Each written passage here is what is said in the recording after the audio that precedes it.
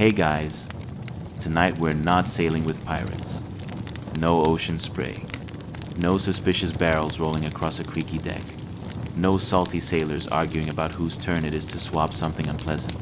Instead, we're stepping into a world even harsher than the open sea. A world where the enemy isn't a fleet of rival ships, but winter itself. The kind of winter that doesn't just chill your bones, it negotiates with them. Minus 50 degrees cold.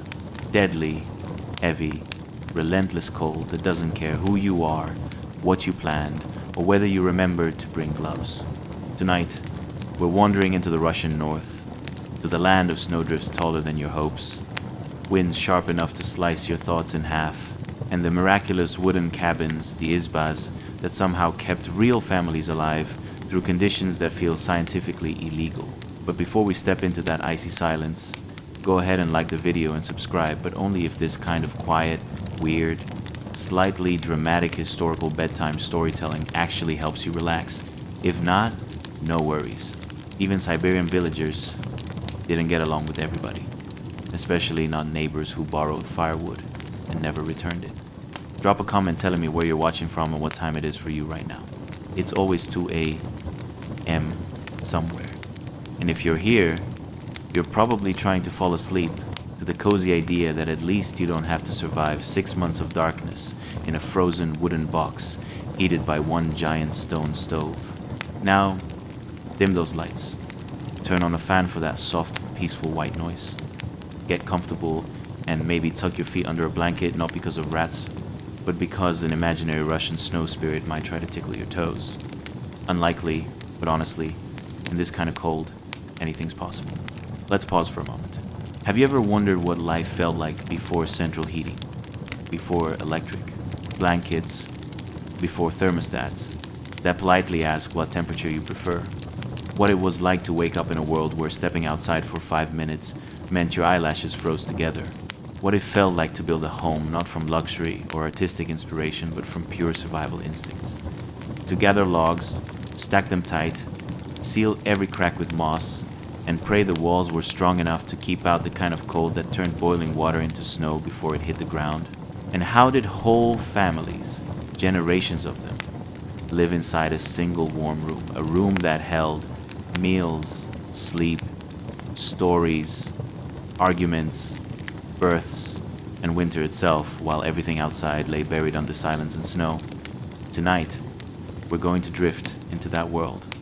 Not to fear it, not to judge it, but to move through it gently the way the wind moves through pine forests when the storm finally pauses to catch its breath. So take a slow breath in, let the warmth of your blankets sink in, and imagine a tiny cabin glowing in the middle of an endless white wilderness. A cabin that defied the cold simply by existing. This is mildly interesting history for sleep, and these are the stories of the wooden walls that stood their ground against one of the deadliest winters on Earth. Settle in. Close your eyes if you haven't already, and let the story begin. Chapter 1. The house that stared down winter. And now, as your breath softens and the world around you grows quiet, let's drift into one of the coldest places a human being ever tried to call home. A place where winter wasn't a season, it was an opponent. A 6-month siege laid by a sky that never smiled, and a wind that seemed personally offended by the concept of warm flesh. Picture this. A lone Russian log cabin, an izba, sitting in the middle of a snow-buried landscape that looks more like another planet than Earth. The sky above it is an iron-gray bruise, swollen with more storms that no one asked for. Snowdrifts rise higher than a man can reach, towering like frozen waves that never break. The wind doesn't howl here. It whispers, the kind of whisper that freezes the hair inside your nose and makes you question every life choice that led you to this moment. The cabin itself is nearly swallowed by winter. Its roof is weighed down with so much snow it looks like it's wearing a thick fur hat. The logs are dark, ancient, and pressed together so tightly they seem to be clinging to each other for warmth. A wooden fortress built with the quiet, stubborn determination that says, "We will survive this, somehow." Inside, the air is thick with the scent of smoke, pine resin, and human endurance. A single room, that's all an izba really is. Just one box of survival standing against a world that drops to 40, 50, sometimes 60 degrees below zero. The kind of cold that steals sound, steals breath, steals time. For the families who lived here, winter was not simply endured, it was negotiated with. Day after day, night after night, as wind slammed against the walls like an angry god demanding tribute. But the Izba had tricks of its own. Every log was cut by hand. Every joint fitted so precisely that the walls were almost airtight, thick enough to turn back the kind of cold that could freeze boiling water before it hit the ground. At the center of the room sits the heart of this little fortress, a massive stone stove, the pech, not a fireplace, a giant, glowing, life-giving beast of heat.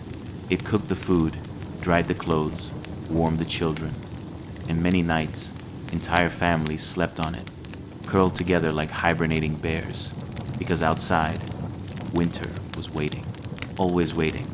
Snow piled higher and higher until the cabin's windows vanished entirely. Storm after storm blurred the world into a white nothingness where even the trees disappeared behind curtains of spinning ice. 6 hours of daylight, sometimes less, the sun rising half-heartedly before sinking again, as if it too was tired of the cold. Inside, the family listened. To the crackle of the stove, to the soft groan of wood expanding and contracting, to the slow, rhythmic thud of snow sliding off the roof. Sometimes inches, sometimes entire sheets at once. And yet strangely there was peace here, a warmth built from routine and resilience. From wool mittens drying near the stove, from soup simmering quietly in a heavy iron pot, from stories whispered between generations to pass the long hours of a winter that felt like it might never end. The Izba was not just a shelter, it was a declaration, a statement carved into the frozen world. We will not surrender.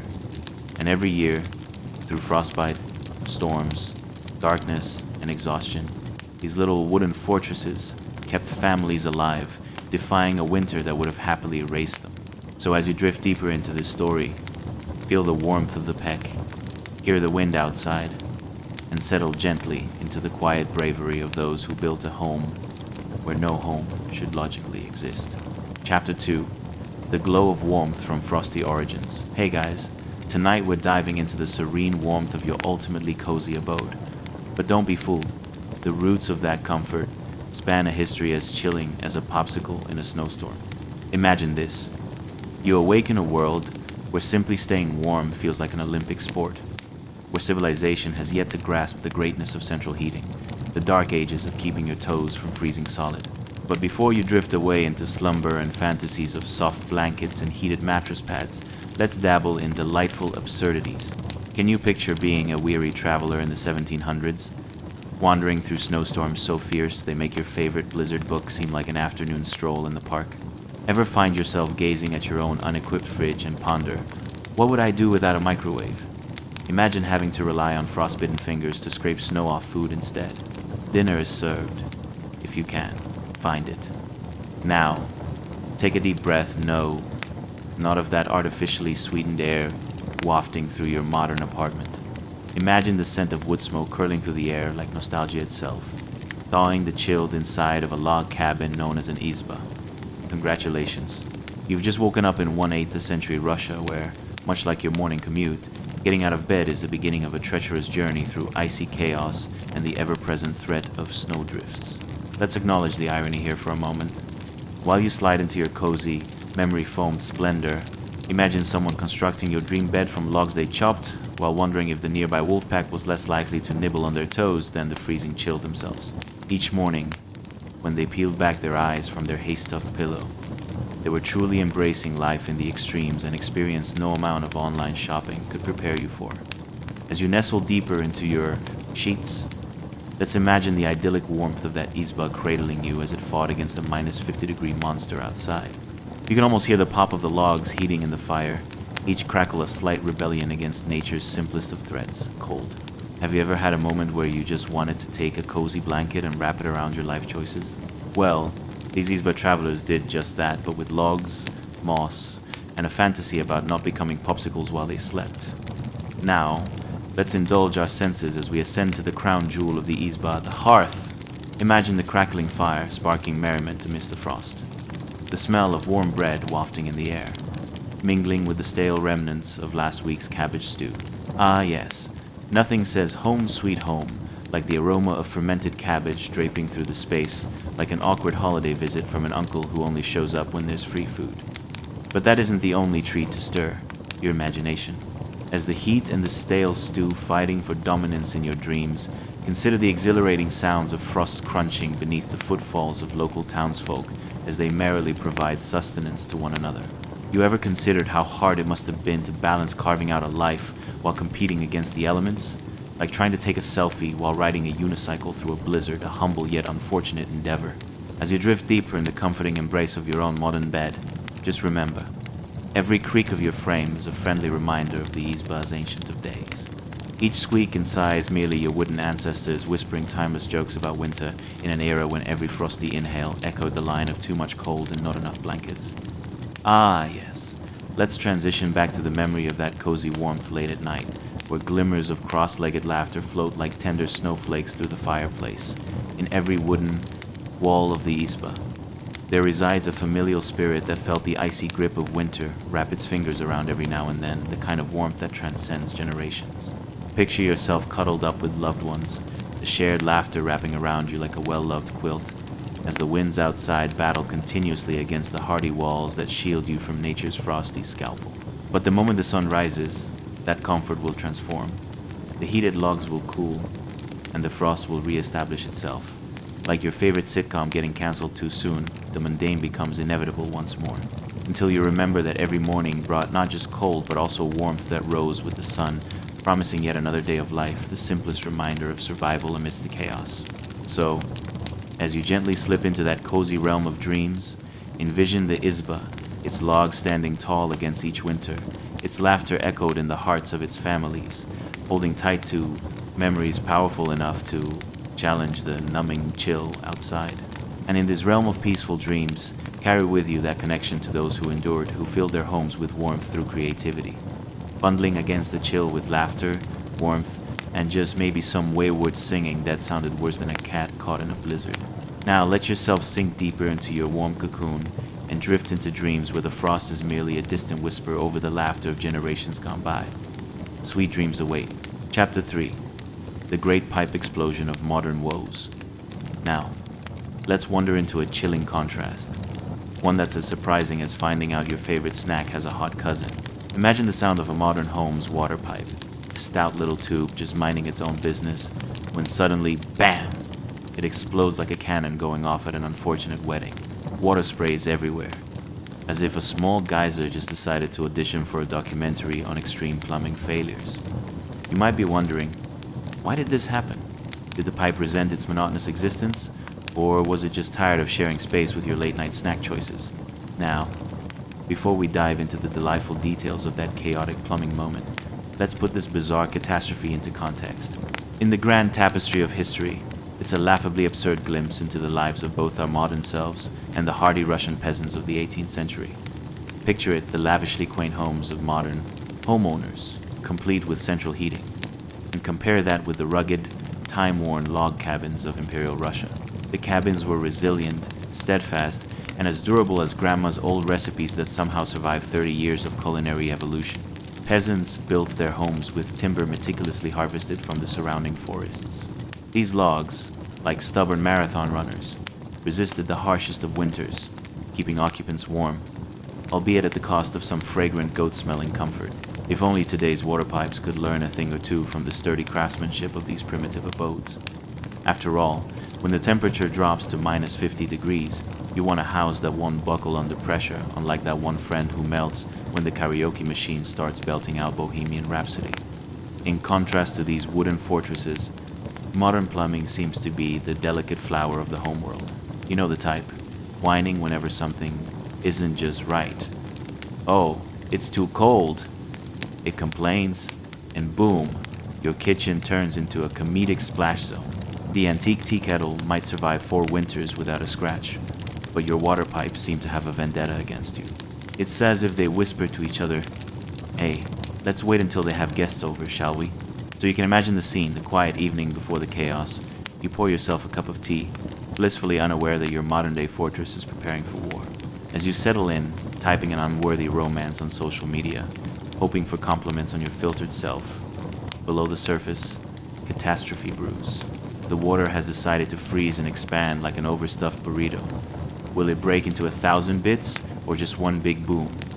Spoiler, it's the latter. With a thunderous wham, it erupts, sending you into a veritable interpretive dance as you scramble to protect your electronics from an unexpected rainstorm inside your home. It's comical, a scene plucked straight from a sitcom. However, within the walls of a peasant cabin during Imperial Russia, such outward displays of failed plumbing were a distant fantasy. Those poor folks were too busy battling the burly hands of winter itself. Imagine waking up in such a log cabin, the frost on your nose greeting you each morning like an old friend who forgot to bring a hat. Inside, you would be nestled under layers of wool and the faint aroma of peat smoke still clinging to the air. Energy and warmth were salvaged from the woodpecker's hard labor, and the only way your home literally fell apart was if a bear decided that your roof was the perfect place for a nap. If that log cabin had a plumbing system, it'd consist of a wooden bucket and a shovel, and it would probably be more reliable than today's pipes. That's the beauty of extreme rustic living. No need for a plumbing audit, just light a fire and let the logs and moss do the heavy lifting. You either lived in harmony with nature, or you learned to brave the cold with a ridiculous number of socks and a dubious amount of huddling. And now, let's take a moment, a mini intermission in our laughter, to reflect on what the peasants would say if they saw your modern home erupting like Old Faithful. Just picture them with their hardy, lined faces, shrugging their shoulders and quipping, "Looks like they should have just moved to the cabin. Bet they wish they had some good old firewood instead." In a world where a log cabin stood resentful against minus 50 degrees, the sturdiness of those cabins could break many modern ego-inflated plumbing systems. Indeed, with thick walls that proved more resilient than your neighbor's insistence that his DIY renovation project was saving him money, the peasant's home was the epitome of rugged charm. And oh, how you might wish you could swap your delicate plumbing for a good, solid wooden floor. But we wouldn't want to. Miss out on the benefits of the modern phrases like having a water feature in your living room, or the forgiving pleasures of high-speed internet. The explosion is just a minor hiccup in the symphony of modern living. Who needs a perfectly functioning home anyway? It's all about the canon-like surprises. So, remember that next time your modern comforts fail you and you find yourself in a surprising water ballet in your kitchen, at least your ancestors would be laughing hysterically about your drama. And who knows, maybe they'll approve of your resilient spirit, even if that spirit's doing the Macarena in puddles of freshly sprayed water. Chapter 4. The Timber of Titans and my big weightlifting mistake. Hey guys, welcome to a journey colder than winter's heart, where we'll explore the peculiar ways the sturdy Russian log cabins face down bone-chilling, you guessed it, minus 50-degree winters. Picture this. A weathered yet powerful hand, gripping a heavy axe as if it were a precious heirloom, cutting logs as precision-engineered as a broken smartphone app. If this doesn't set you up for a cozy, sleepy adventure, I don't know what will. But first, and only if you enjoy the humor in timber warfare against Siberian winters, do us a solid, like, subscribe, and comment. But only if you really liked it, because we're all in this together, like peasants huddled for warmth. Now, dim those lights, lean back, and grab your extra blanket. Do you ever wonder what it's like to wake up in a log cabin with the harsh whisper of winter knocking at the door? Imagine the cold seeping in through the cracks, while you questioned whether yesterday's turnips count as a legitimate protein source. Or what if you woke up to find a bear having a bad dream on your roof? Spoiler alert, the bear wins. Congratulations, you've just landed in the iconic 18th century, specifically the world of pearled ice and timber giants. The Russian wilderness, absolutely teeming with logs and winter survival skills. And you're here, groggy, wondering where your morning coffee has vanished amidst the snows of time. Let's talk about that axe. The grip belongs to a gentleman, or perhaps an extraordinarily dedicated peasant, let's call him Vasily, in a moment of pure creative genius. Vasily's arm is powered by generations of inherited knowledge, swinging that heavy axe with a kind of precision that could only be rivaled by the best organizational team at an IKEA. Each swing, a rhythm of labor that echoes through the snowy wilderness, a symphony of survival. As Vasily splits the logs, you can't help but admire his craftsmanship. The joints are so tight that not even the finest knife could prattle its way in. You secretly wonder if he has a secret log-making competition going on, where the reigning champion earns a lifetime supply of, well, it's a mystery. because no one actually had snacks back then. The manly artistry of a log cabin was where life's essentials reigned supreme. A roof over his head, protection from bears, and the ability to stay warm even when the weather outside made polar bears shiver. Now, you might assume that living like Vasily means embracing nature like an exceptionally smelly hug, and you'd be mostly right. The moment you step inside, the glorious aroma of something you just can't quite place. Is it a warm mix of pitchy wood and the unforgettable fragrance of goat? Perhaps it's both. Either way, it's an olfactory experience that a modern air freshener simply cannot replicate. As the frost bites at your toes each morning, you realize socks are inadequately classified as a winter essential. Instead, it might be wise to invent a footwear system that comes equipped with woolen boots, perhaps. You know, just in case the ground starts throwing surprise ice curls your way. Feel that? It's the frost wielding an invisible dagger, stabbing at you through the various layers of wool you wore in the hopes of becoming a trendy, human-sized onion. Daily survival was a game of who can layer more without looking like an advertisement for camping gear. Vasily has it down to an art. You? Not so much. You look like heaped laundry gone terribly wrong. With every swing of his axe, Vasily might even be considering world peace or the best way to cuddle a goat through dinner. Because, as you can imagine, midnight feasts in the log cabin often meant curried oats lovingly prepared while dodging flatulence from the farm animals taking refuge within. A reality that modern homes could never recreate because, let's be honest, those organic, gluten-free recipes just can't compete with a hearty bowl of whatever fell off the wagon during last month's famine. But wait, it's time to grab a snack before we dive deeper into our log cabin. A warm, inviting fortress from the frost, like a bear hug in social distancing times. And as you shuffle through layers of straw, trying to dodge the misplaced goat and the mysterious smell that seems to originate from your old slippers, you might ask yourself, wasn't this cabin supposed to warm you up? Or at least ward off potential bear attacks? But honestly, if Vasily and friends could tackle Arctic conditions with hand-carved logs and a touch of humor, then you can figure out your terrain too. Don't you remember those historical shenanigans where the human spirit learned to laugh through simple hardships? So when faced with the prospect of freezing through breakfast with an extra hairy friend, just carefully tread your way past the bleeding peeves of barnyard, gossip, and stride confidently into the future, a time when the only axe you own is purely for chopping veggies, not becoming a lumberjack sous chef. And as you settle back into the rhythmic sounds of the modern world from the comfort of your warm bed, of course, you can't help but chuckle gently into your pillow at the absurdities of history, gloriously teetering between hardship and humor. And maybe, just maybe, the spirit of Vasily whispers through the woods, reminding you to embrace life's quirks while you drift into slumber.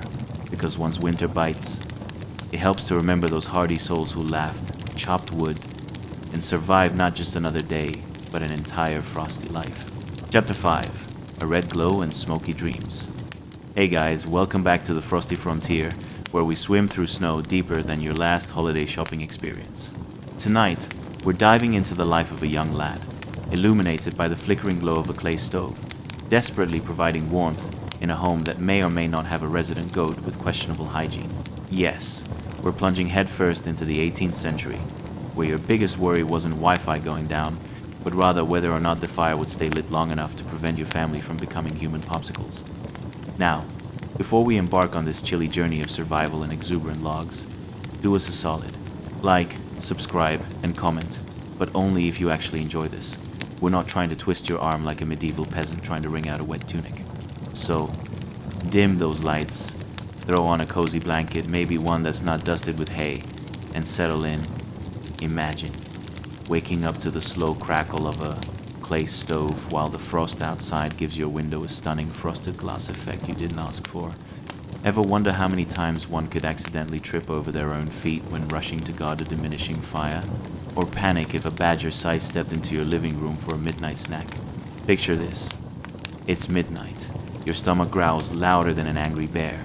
And of course the most logical solution is to tiptoe past sleeping livestock and forage for last week's turnips. All while trying not to make any noise because who wants to wake up sleeping furballs? Really? Congratulations. You've just woken up in the 1700s, where every morning feels like a twisted game of Survivor, Cabin Edition. Imagine a small boy, let's call him Alexei, kneeling before the massive clay stove, bathed in an almost mystical red glow. The soft, crackling sounds of the flames dance around him, whispering sweet nothings of warmth. But instead of a gracious embrace, they threaten to evaporate faster than an ice cube in July. How did he end up here, you ask? Well, the answer isn't simple, unless you qualify sarcasm as simple. Blame it on a historic penchant for fantastic firewood craftsmanship and the thrill of bitter winter greetings that life throws your way like snowballs with varying amounts of ice in them. Right there, in the heart of that log cabin, Alexei finds himself on a perilous quest. His mission: feed the fire. The stakes? Higher than your heating bill during the winter months. Every flicker of that flame is a reminder that one false move, a single wayward log, and the house could turn into a cozy, fiery sauna that no one had requested. A slight panicked glance outside reveals scenes that would make even the bravest lemonade stand look like a business hazard. Is it a snowstorm coming? Or a rogue pack of wolves looking for late-night snacks? As he gingerly feeds the fire, because nothing says survival like throwing in wood pieces large, enough to double as impromptu furniture, he recalls tales of his ancestors, mighty Russians, not just battling the elements, but giving them a good dose of sass in return. Each log he pushes into the hollow belly of the stove seems like a silent rebellion against the searing cold sneaking through cracks that almost seem to giggle at his futile attempts to stay warm. The air inside the cabin is a complex cocktail. It's spicy, smoky, and laced with the odd hint of burned turnip stew. Breathe it in. Each inhalation fills Alexei's lungs with memories of every winter's effort. The walls, crafted from timber logs that seem like they have faced storms, and the very gatekeepers of Siberian winter, hold secrets like where Aunt Tanya hid her prized goat cheese. You might as well know the truth. They're not just walls. They're archives of laughter, tears, and the occasional below-zero-induced existential crisis. But let's shift gears. Can you fathom how many layers one must don just to brave such a brisk morning? As a peasant, you've transformed into a DIY mannequin, each layer of clothing a new form of medieval armor. At least 10 garments deep, you might feel like an onion. But unlike modern life where we'd swipe right for the perfect outfit, you're stuck wearing a current ensemble that looks suspiciously like a bag full of misses. And here's a fun thought. Picture Alexei chatting with his friends as they huddle around this vital stove like it's the ultimate fan club. I could skim through Instagram, one might say. Or I could just fan shop for free from the warmth of the fire. Little do they know, Alexei is the fire whisperer amongst them, fueling his dreams of warmth, and more importantly the title of best log stacker in the neighborhood's upcoming wood-splitting extravaganza. There's laughter, camaraderie, and perhaps the faint sound of a goat bleeding in agreement during those heated discussions about log stacking ratios versus fire survival skills. Remember, it's not just about the size of your logs, it's how you place them, quips one of the friends. There's a moment of silence, and then raucous laughter erupts as they high-five, some mistakenly hitting the goat in the process. As the night deepens, the flickering glow of the fire becomes both comfort and a glaring reminder. Warmth is precious. Friends are plentiful, but the turnips, they could use a microwave. But that's a thought for another life. So, settle in, dear listeners, as our adventure through log cabins pulsates with a hint of humor and heaps of historical nostalgia. Because in the realm of frost, friendship, and the ever-elusive warmth, you too can endure, and perhaps giggle, as we bid farewell to our young wood-wielding, winter-defying hero, Alexei, in a world where each cold night reminds us, laughter is truly the best insulation.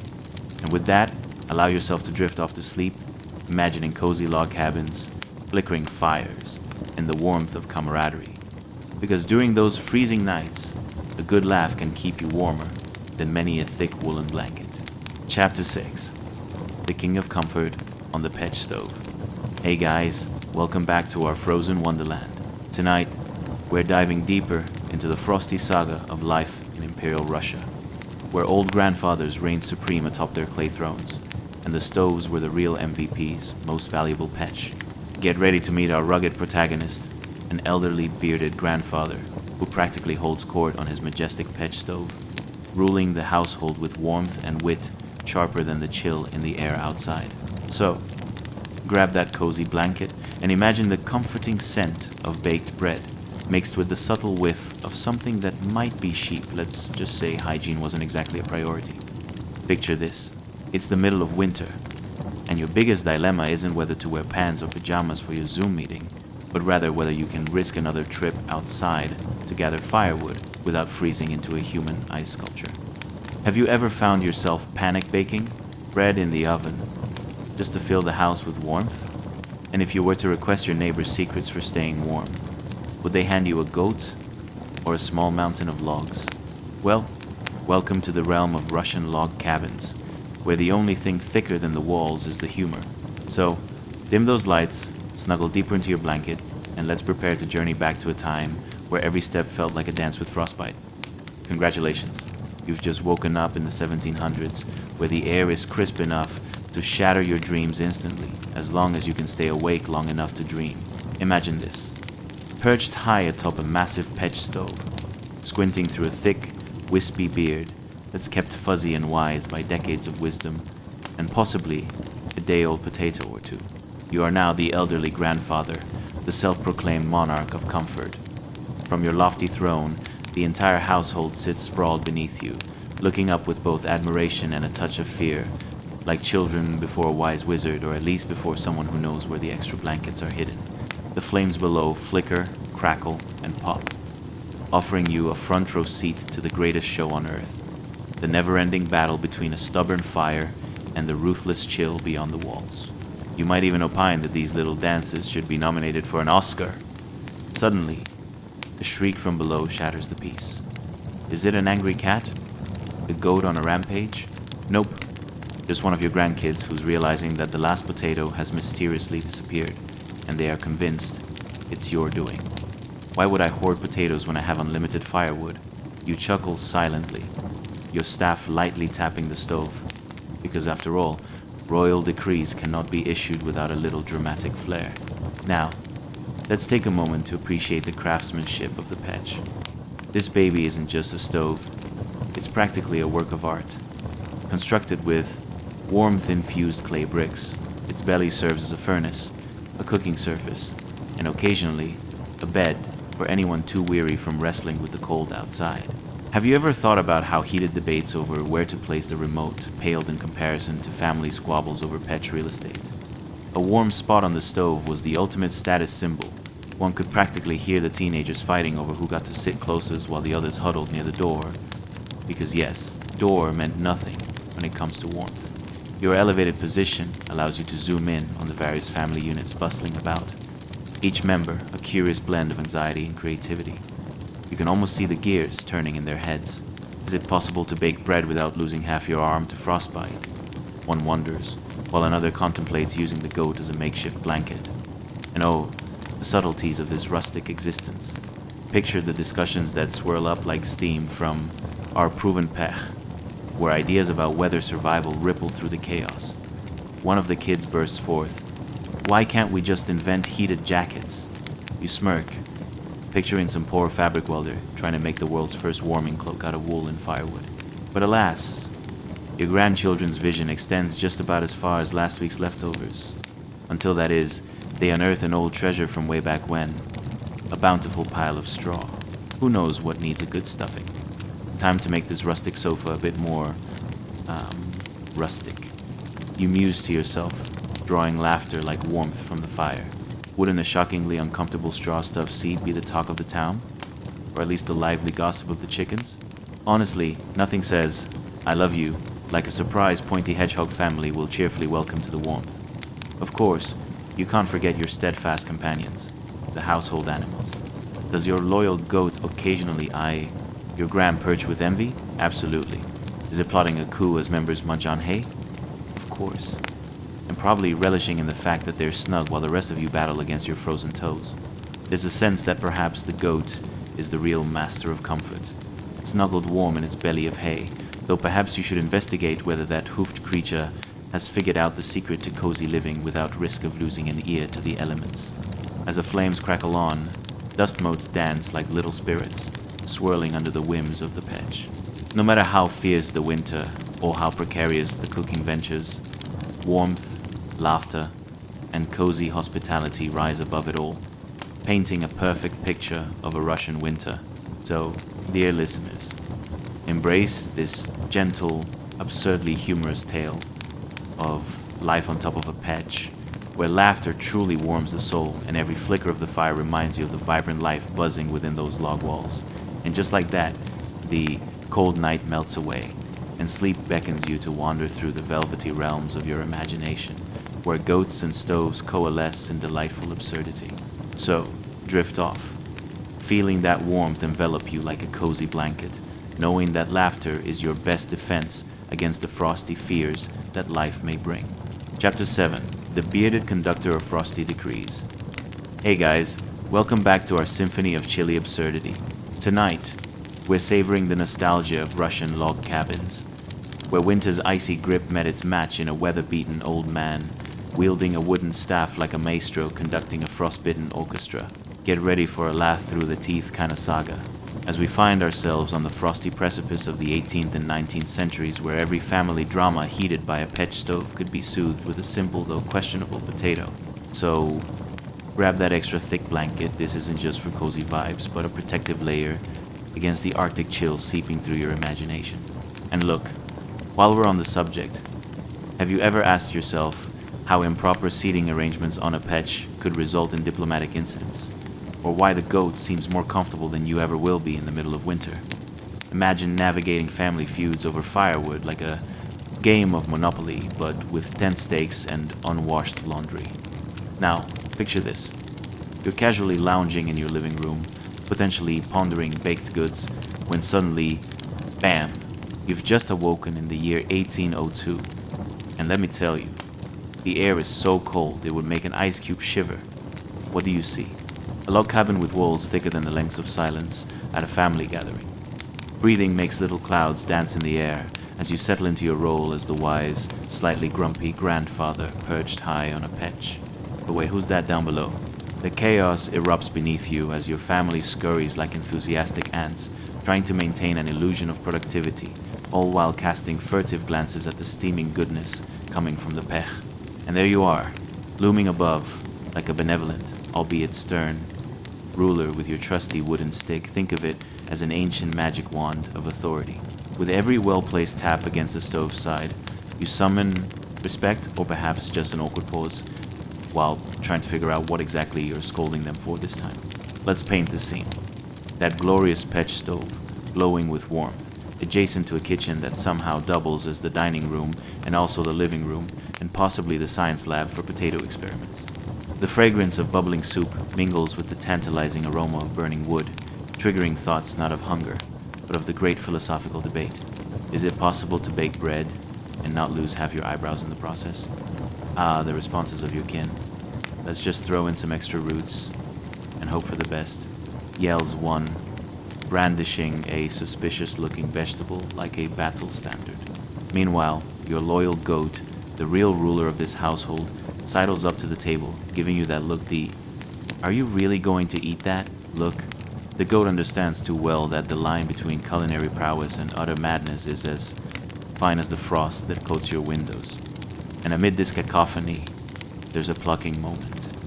A silence hangs in the air like a ripe potato as you lift your stick, a sign of authority, a gesture to reintegrate order, or maybe just a reminder that the heating system is not designed to accommodate potato madness. It's old man alert level, very high. Mother's heart flutters as she clutches a wooden spoon, ready to defend the last remaining remnants of last week's borscht. But let's talk about the decor, shall we? Your log home felt like a race between rustic charm and frost coverage. Shelves lined with jars of what you hope are fruits, or maybe more likely, an experiment gone wrong involving pickled turnips.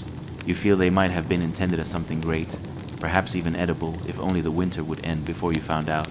Each jar standing with the proud defiance of a contestant in the great Who Wants to Be the Unfortunate Supper game show. And then there's the artistry of your floor, which could very well be an endangered species. Floorboards? Ha! It's more like a dirt and straw combination, where accidents happen with the same frequency as bad reality TV shows. You can see the evidence of each day's battles against the cold, patching together straw like an ancient quilt if a quilt were ridiculously rough and promised to host more fleas than friends for a sleepover. This is the epitome of domestic comfort, folks. As your family huddles together, plotting survivor strategies that parallel modern day, Netflix watching sessions, who gets the prime seat on the pec tonight. The stakes couldn't be higher. No one wants to be the one banished to the floor, risking frostbite with each night's growing temperatures. Loyalty could very well depend on whom gets to eat the last crumb of unsalted butter. Just then, the faintest crackle emanating from your high seat in the petch sends shivers down their spines. One of these days, you declare, raising that commanding stick, I'm going to invent an entire line of fashionable winter jackets. But before you can regale them with your latest and thoroughly impractical design dream, your precious goat loudly interjects the moment with a grunt that sounds like a deep philosophical sigh. It's already cold enough. The house springs into action as crackling laughter intertwines with the heating struggles on what humanity can endure. Amid the chaos, you realize laughter consistently outwits the winter blues. Ah, my dear friends, this is the essence of your rule as sovereign of the petch. Warmth through humor, bundled in a thick woolen blanket of absurdity, much like life in a Russian log cabin. And as the evening drifts on, you remind everyone, though you are merely a ruler of soft patchworks, that perhaps the true secret to keeping spirits warm in the cold months is connection, laughter, and a solid stash of sometimes questionable potatoes. As the flame flickers and the shadows dance across the walls, you bask in the cozy chaos, knowing you've raised more than a family. You've created a medieval sitcom that could rival anything on modern television. So as the logs crackle back there, drift into your own relaxed reverie of imagination, burning away the chill of your worries with laughter and warmth. Chapter 8. The Frozen Kindling Dilemma. Ah, winter in Imperial Russia. A time when the air didn't just nudge at your nose but gave it a stern poke, followed by a friendly slap across the face. Picture this. It's a grim afternoon in the 1700s. Snowflakes drifting down like confused little white butterflies, each one potentially more lost than the average peasant at a fancy dinner party. Now, you've settled comfortably by the petch stove, but oh dear, the fire is dwindling. The embers are just about to give up the ghost, and your lad is faced with a calamity worse than a potato famine, a dead fire. Let's take a second to breathe this in, shall we? The room carries the scent of slightly burned borscht and the undertones of anxiety as the flames flicker like a bad horror movie, trying to decide whether to scare you or just plain confuse you. Your son, wide-eyed and trembling like a nervous chicken on a January afternoon, discovers his hands are as numb as his last romantic interest. Oh, great, he thinks. Just another chance to fight the elements cheap, on a budget, even with frozen kindling. Now, if you think starting a fire in your warm, cozy apartment with a stray lighter is daunting, imagine the pressure of reviving a dying inferno in the face of minus 50-degree temperatures. The kid's got a pile of frozen twigs that look like they've survived a pack of wolves. He grasps them with fingers that are practically icicles themselves. What is this? A winter-themed episode of Survivor. Alternatively, it's just 1802. And he's faced with something more terrifying than a goose at a family gathering, a damp, frozen log that's pretending to be kindling. Nothing says, we might perish tonight, like the physics experiment gone wrong, currently gripping your entire household. The moments stretch like a taffy pulled too far. He's shaking, trembling like a llama in a snowstorm. You want to start a fire, buddy? You might want to ask him. Well, here's an idea. We could just huddle together, create some warmth with our own frantic desire not to freeze to death. Glancing around your log cabin, you realize it's as icy as the feelings that linger from family discussions about who forgot to feed the goat. What's he to do now? How about the unthinkable? He shuffles toward that pile of wet branches with the grace of someone attempting brain surgery while blindfolded. There's a technique at play here, draping layers of desperation and hope, donned in thick wool sweaters and a sense of impending doom. As he tries to carve out tiny shavings, he might as well be sculpting the world's tiniest ice palace, each shiver sending shards of potential joy back into the icy void. You can almost hear the winter chuckling at this feeble display. You think those will light up easily? It asks. Perhaps try some jigsaw puzzles while you're at it? Maybe you'll make a fire and discover the meaning of life. Yet, all around you, your family cozy together, crackling laughter managing to cut through the cold like a hot knife through frozen butter. Remember last winter, you chime in with a cheeky grin, when we all huddled above the fire looking like a bunch of penguins trying to start a pottery class. Who knew our biggest survival tool was singing a family song loudly enough to scare the wolves away?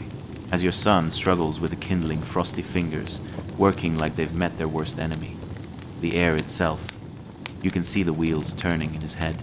Maybe I should just set an appointment with a wizard. You know, some ancient sorcery could solve this cold dilemma.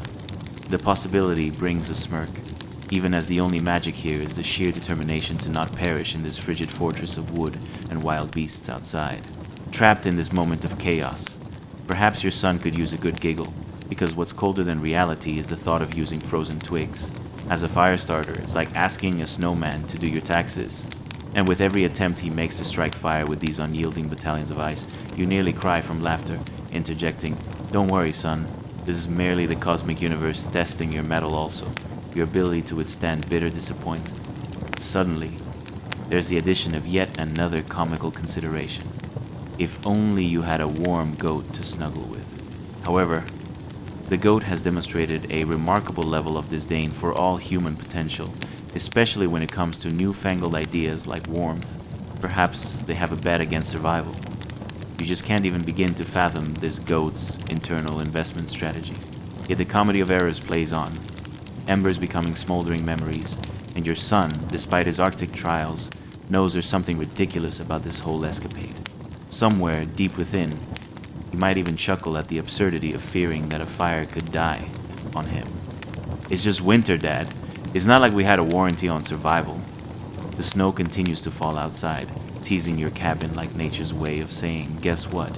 This is your life now." And so, with laughter swirling around like snowflakes in a blizzard, it's a gentle reminder that even in the most absurd challenges presented by life, whether kindling, chasing, warmth, or a goat contemplating his life choices, the heart can burn brightly, cranking up the temperature to comfortable in the midst of the Arctic. So, as the fire teeters on the edge of existence and laughter fills the room, perhaps you'll feel that strangely comforting belief weave its way into this wild narrative.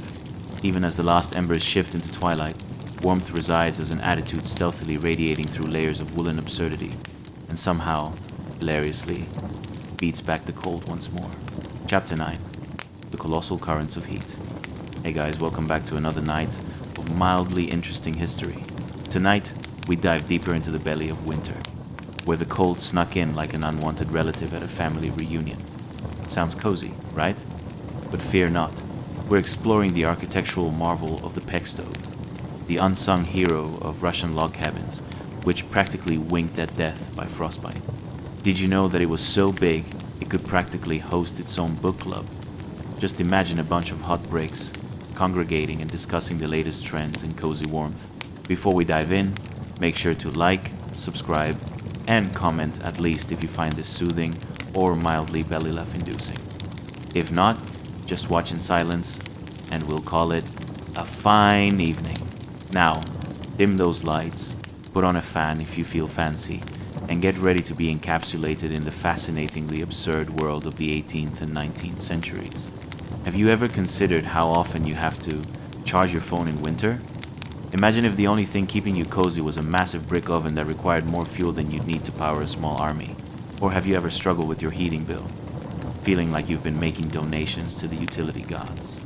Picture our Russian ancestors heating their homes with ingenuity, lots and lots of ingenuity, and maybe a sprinkle of desperation. Congratulations, my time-traveling friend. You've just woken up in a snug little log cabin somewhere in the dreariest midwinter of Imperial Russia. Cold? Oh, that's the understatement of the century. It's freezing! The kind of cold that sneaks into your bones and sets up a permanent vacation home. Let's take a moment to gaze at the magnificent structure of the Pech stove, which honestly could have been mistaken for a medieval art installation. Imagine it, towering in the corner like a guardian of warmth, resplendent in its brick and clay splendor. Its width could house an entire family of bears looking for an Airbnb that comes equipped with a fireplace. This colossal creation had more nooks, crannies, and serpentine flue passages than a detective novel, ensuring that once a fire got going, the whole house could be transformed into a cozy cocoon or an awkward sauna if you weren't careful. When you ignite the flames, oh boy, the pitch stove doesn't just haphazardly distribute warmth. It radiates heat through those complex channels, like an overzealous waiter at a five-star restaurant, making sure every corner of the room gets the attention it deserves. As the fire crackles like a comedy show unfolding in the distance, you're really witnessing a heating system that could rival modern engineering. It might as well be chatting up your family about the latest gossip in the village with every puff of warmth it releases. But trust me, tending to this stove was no lazy afternoon affair. The fuel wasn't just any random stack of branches. You needed well-dried logs that were sometimes seasoned more carefully than a Michelin star chef special. Imagine standing outside, knees shaking, hands freezing, contemplating whether your prized three-legged stool would be useful as firewood if the situation got dire enough. Sacrificing the stool seems like a reasonable trade-off for survival, you'd think, wondering if you'd go down in history as the family member who let the heat go to their head, literally. And when it came to operating the pitch stove, it demanded a dedication that even your most committed friend might raise an eyebrow at. There was an intricate ritual to layer precisely enough wood to keep the fire alive without accidentally creating an inadvertent sauna. Who wrote the manual on that? Certainly not the guy huddled in the corner with frostbitten toes. In fact, if modern home improvement shows had existed, they might have had a special segment, Surviving in the Arctic, the Peck Stove edition. Let's talk about the fabulous flue passages, those twisting funnels creating a path through which heat spreads out like gossip in a small village. You could almost picture them whispering tales of warmth under their breath, whirling thoughts on how cold it might be for old Olga 3 cabins down, probably sipping non-existent hot cocoa. You know, nothing says reliable heat source like a feverish swirl of air and serendipity. As these currents of heat circulate, you start feeling a delightful contrast to the frigid air blowing outside. It's like sitting next to the world's largest, fluffiest cat if the cat emitted warmth like an oven and had a charming tendency to crackle instead of purr. Now, you might occasionally catch a whiff of what used to be supper, lingering in the air like a slightly cramped version of dinner chat. Nothing like a dose of charcoal-scented nostalgia, combined with the warmth radiating from the pitch stove to round off the perfect evening under Russian civilization's spotlight. Remember that time I nearly roasted my butt on the stove? Good times, you'd chuckle, reminiscing as you flip the log over for more stories and slightly crispy bread. Eventually, the flickering light dances across the wood-paneled walls, every movement telling the highs and lows of communal living.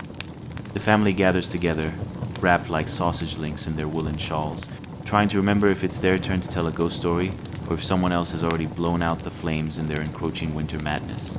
So here you are, warmed by the Peck stove, the giggles of family filling the air, while outside the howling winds pull a melodramatic storm.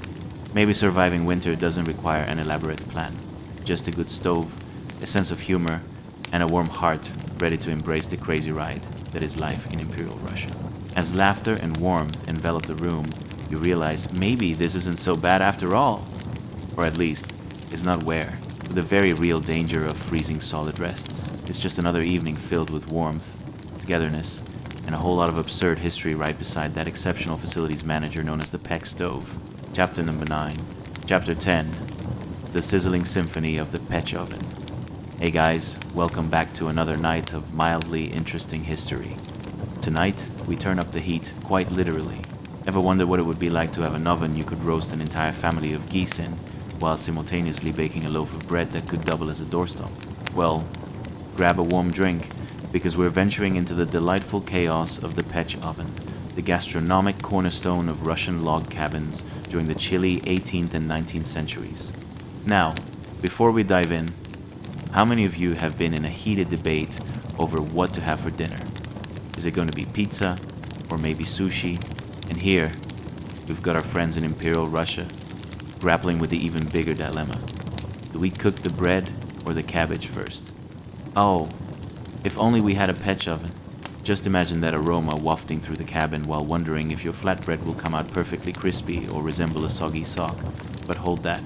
Before we get lost in our imaginations, please like, subscribe, and comment if you find this mildly enjoyable, that is. If you don't, well, sometimes silence is golden, like the crust of a perfectly baked loaf of bread. Now, picture this. You've just stumbled into a cozy cabin after a long day of grappling with the biting winds of winter, and your first greeting is not from a furry friend or a loving family member. Oh no, it's the Petch oven. Congratulations, my friend. You've just woken up in Imperial Russia, circa the 18th century, where bread still speaks to the soul and frostbite creeps in like an unwanted cat. First, we must take a moment to admire the Pech oven, that marvel of wooden craftsmanship, standing proudly in its corner like a regal overseer of warmth. With a fiery belly that can double as a sauna, this behemoth of brick and clay stands ready to transform raw ingredients into masterpieces that would make even a modern chef weep with envy. Yes, this oven was the channel through which culinary magic flowed, a gateway to carbs, warmth, and perhaps a few charred memories along the way. Ah, the scent of freshly baked bread. Imagine that thick, wholesome aroma filling the small, dark room, so powerful it could knock a grumpy bear off its feet. Your stomach is now doing a choreography that resembles an enthusiastic dance-off, full of twists and turns, demanding you feed it like some kind of ravenous beast. Forget about appetizers, we're going straight for the main course carbs. Now, the Pech oven didn't just bake bread. No, my time-traveling friend. It was a multitasking genius. It did slow-cooked meals, roasted meats, and even held on to the remnants of last week's stew, creating a culinary time capsule that would make any archaeologist weep. But let's be honest, nothing compares to the glory of that golden brown bread glistening on its baking shelves, hot and crusty enough to win a beauty pageant. As the bread rises, the warmth spreads through the cabin like a gossiping neighbor, wrapping everyone in a cozy embrace. You can almost hear the bread whispering sweet nothings as it bakes. I'm destined for greatness. I'll be the star at dinner tonight. Meanwhile, you find yourself pondering a serious question: what snack would pair nicely with that era's version of Netflix? Now, let's talk about that nourishing scent wafting through the air, shall we? It curls around you like a long-lost friend, coaxing you into the kitchen. Boy, I hope nobody accidentally throws the inedible part of the root vegetable into the oven again, you ponder. Elevating your culinary game to its highest potential was no simple task, dear audience. But here's where things get comical. Imagine the confusion as a poor soul tries to decipher the nuances of timing in the Pech oven. What do you mean? Let it bake until it feels right. They check it after 5 minutes, only to find it's not quite bread, yet but definitely looks like a misshapen pancake. You just can't make this stuff up. Speaking of poorly shaped food, our brave friends in the cabin had plenty of ways to keep the fire roaring. After all, this oven demanded fuel, a tempest of firewood piled high, like a bad hair day in timber form. As you gather kindling in sub-zero temperatures, you realize that not only is the stove larger than your entire childhood bedroom, but it's also genuinely picky. Do I smell green wood? Oh heavens no. Sweet old birch only, please. To keep the Pech oven functioning like a well-oiled machine, you couldn't skimp on the wood. Resourcing logs was an art form, each chunk wisely selected and lovingly seasoned like an artisanal cheese.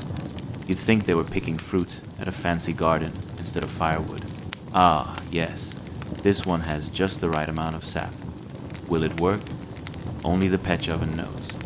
And let's not forget the occasional holiday when families decided to show off their culinary prowess. Mamas were elbow deep in dough as critters cautiously watched from the corners those who dared to dream about a rogue piece of bread. That's right, brothers and sisters, may the sacrificial loaves bestow upon you the strength to endure the winter, fueled by the risks of rogue furry attackers.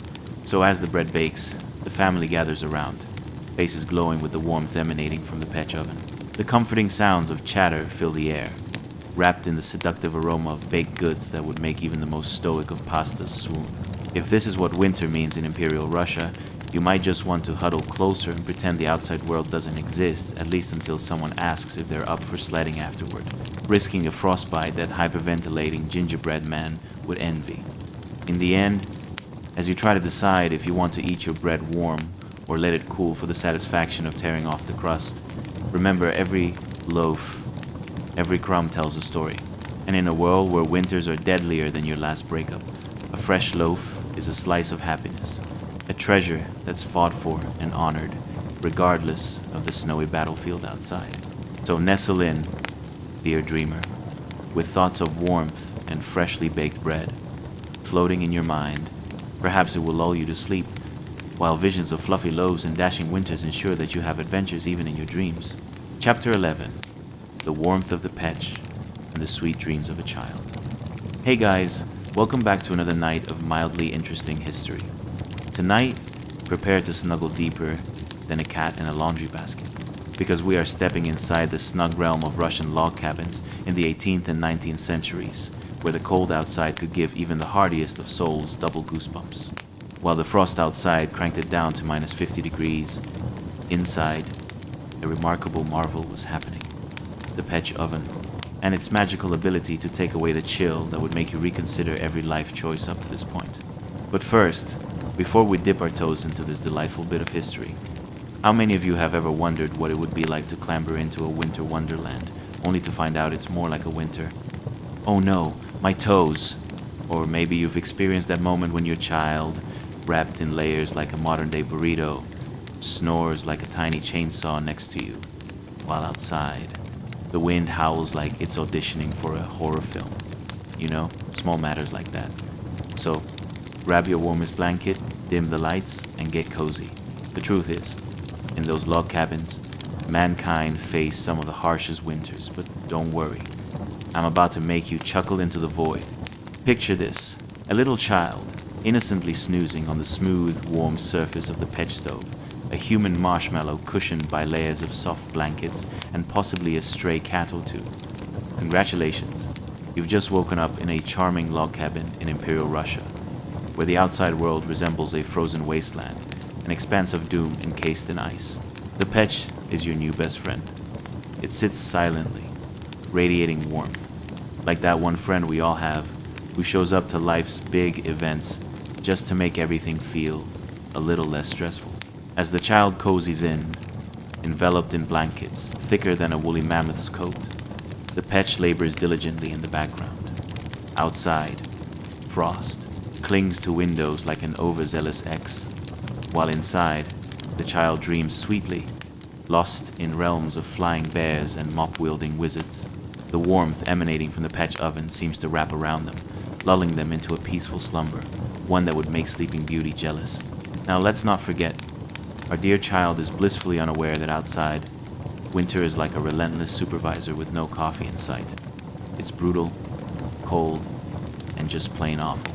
Just imagine, your skin prickling in the sub-zero air like 500 needles are poking at you, while you attempt to convince yourself that you will not, in fact, turn into a popsicle while heading outside to fetch a bucket of water. All this as the child snuggles deeper, wishing for nothing but the warmth that wraps around them like a giant hug from a teddy bear armed with a space heater. Did I mention the Petch is not just a furnace? No, my dear friend. It's an entire social experience. Families gathered around it, like moths to a flame, trying to keep their sanity during long winter nights filled with delicious smells and the murmur of gentle chatter. The child may dream about frolicking in a field of daisies, while somewhere across the room, Grandma is trying to convince anyone who will listen that she can bake a bigger loaf of bread than the neighbors. And let me tell you, it's a heated debate. None of that shruggable small talk. It's akin to a competitive sport. You can almost hear the grandparents reminiscing about the old days, as they throw all that love and warmth towards the pech. Heaven forbid someone tries to cook cabbage before shooting a glance at fresh pastries, the kitchen might go up in flames faster than a clenched fist at a knitting competition. With the soothing sounds of family life contrasting the bitter cold outside, the Petch holds everyone captive under its spell, and the little child drifts off, their dreams becoming as warm and fluffy as the freshly baked bread that's gloriously wafting through the air. The Petch's spirited crackles feel like popcorn in a movie theater, but instead of reel-to-reel action, it's all about ancient family dramas and potato-picking mishaps. And then, reality kicks in. Who knew that tending a stove could also tend to family feuds? Why does Aunt Mabel always want to overshadow me with her borscht? You wonder, while the child unknowingly dreams of racing polar bears and holding counsel with rabbits. The comfort of family, both near and far, binds every moment, making you smile and shudder at the same time. As that child sleeps peacefully, wrapped in all the warmth imaginable against the monstrous winter just beyond the wooden walls, they might miss the occasional snowfall winding its way into those thick log corners, determined to show everyone who's boss. In that moment, however, none of it matters, for they've stumbled into a winter wonderland of domestic bliss, cozy and unbothered if only adult. Life were so simple. So, let the Petch oven work its magic while visions of winter adventures zip through the dreamland. The only real challenge lies in the fact that the outside world could care less about the warmth and togetherness, while the child, snug and warm, continue to dream, a radiant beacon of innocence amidst an icy empire that doesn't stand a chance against the love in that tiny log cabin. Chapter 12. Mama Katya's Stalwart Shuffle, the Art of Winter-Wise Mobility. Hey guys, welcome back to another episode of Delightfully Quirky History. Tonight, we dive into something more precarious than your least favorite yoga pose, walking in the icy wilderness of Imperial Russia. Imagine, if you will, a winter that could freeze the very thoughts in your head as you venture out. Now, before we venture too deep into the frostbitten rabbit hole, I must ask, have you ever tried moving as if you were an awkwardly built robot, gingerly avoiding any suspiciously slippery patches on the floor? Or perhaps you faced the existential dread of getting out of a warm bed only to confront the icy tiles that could easily double as a skating rink. What if I told you the stakes were much, much higher in a Russian log cabin where a simple fall could lead to contemplation of one's life choices, or worse, a trip to doctorless oblivion? So, grab a cozy blanket, imagine you're bundled up, like a charismatic burrito, and let's step gingerly into the tale of Mama Katya. Picture the scene.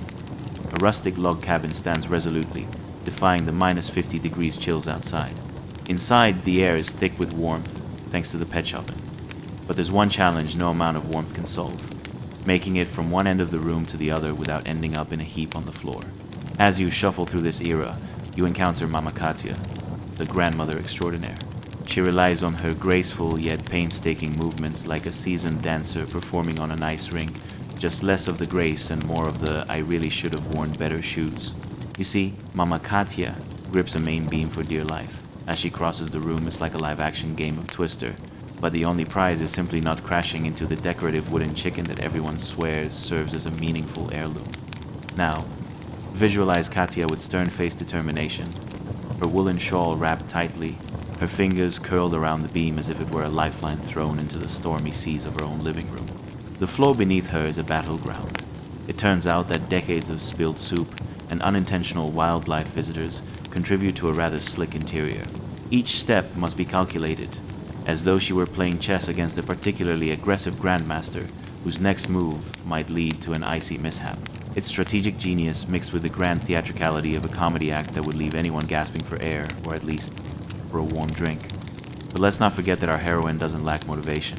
She is propelled not just by the desire to cross the room, but by the exhilarating, frightening prospect of finding something delightful, maybe a slightly overcooked potato lingering just outside the peck's embrace, or worse yet, a cat obliviously lounging in her path, blissfully unaware of the icy danger looming over her well-planned steps.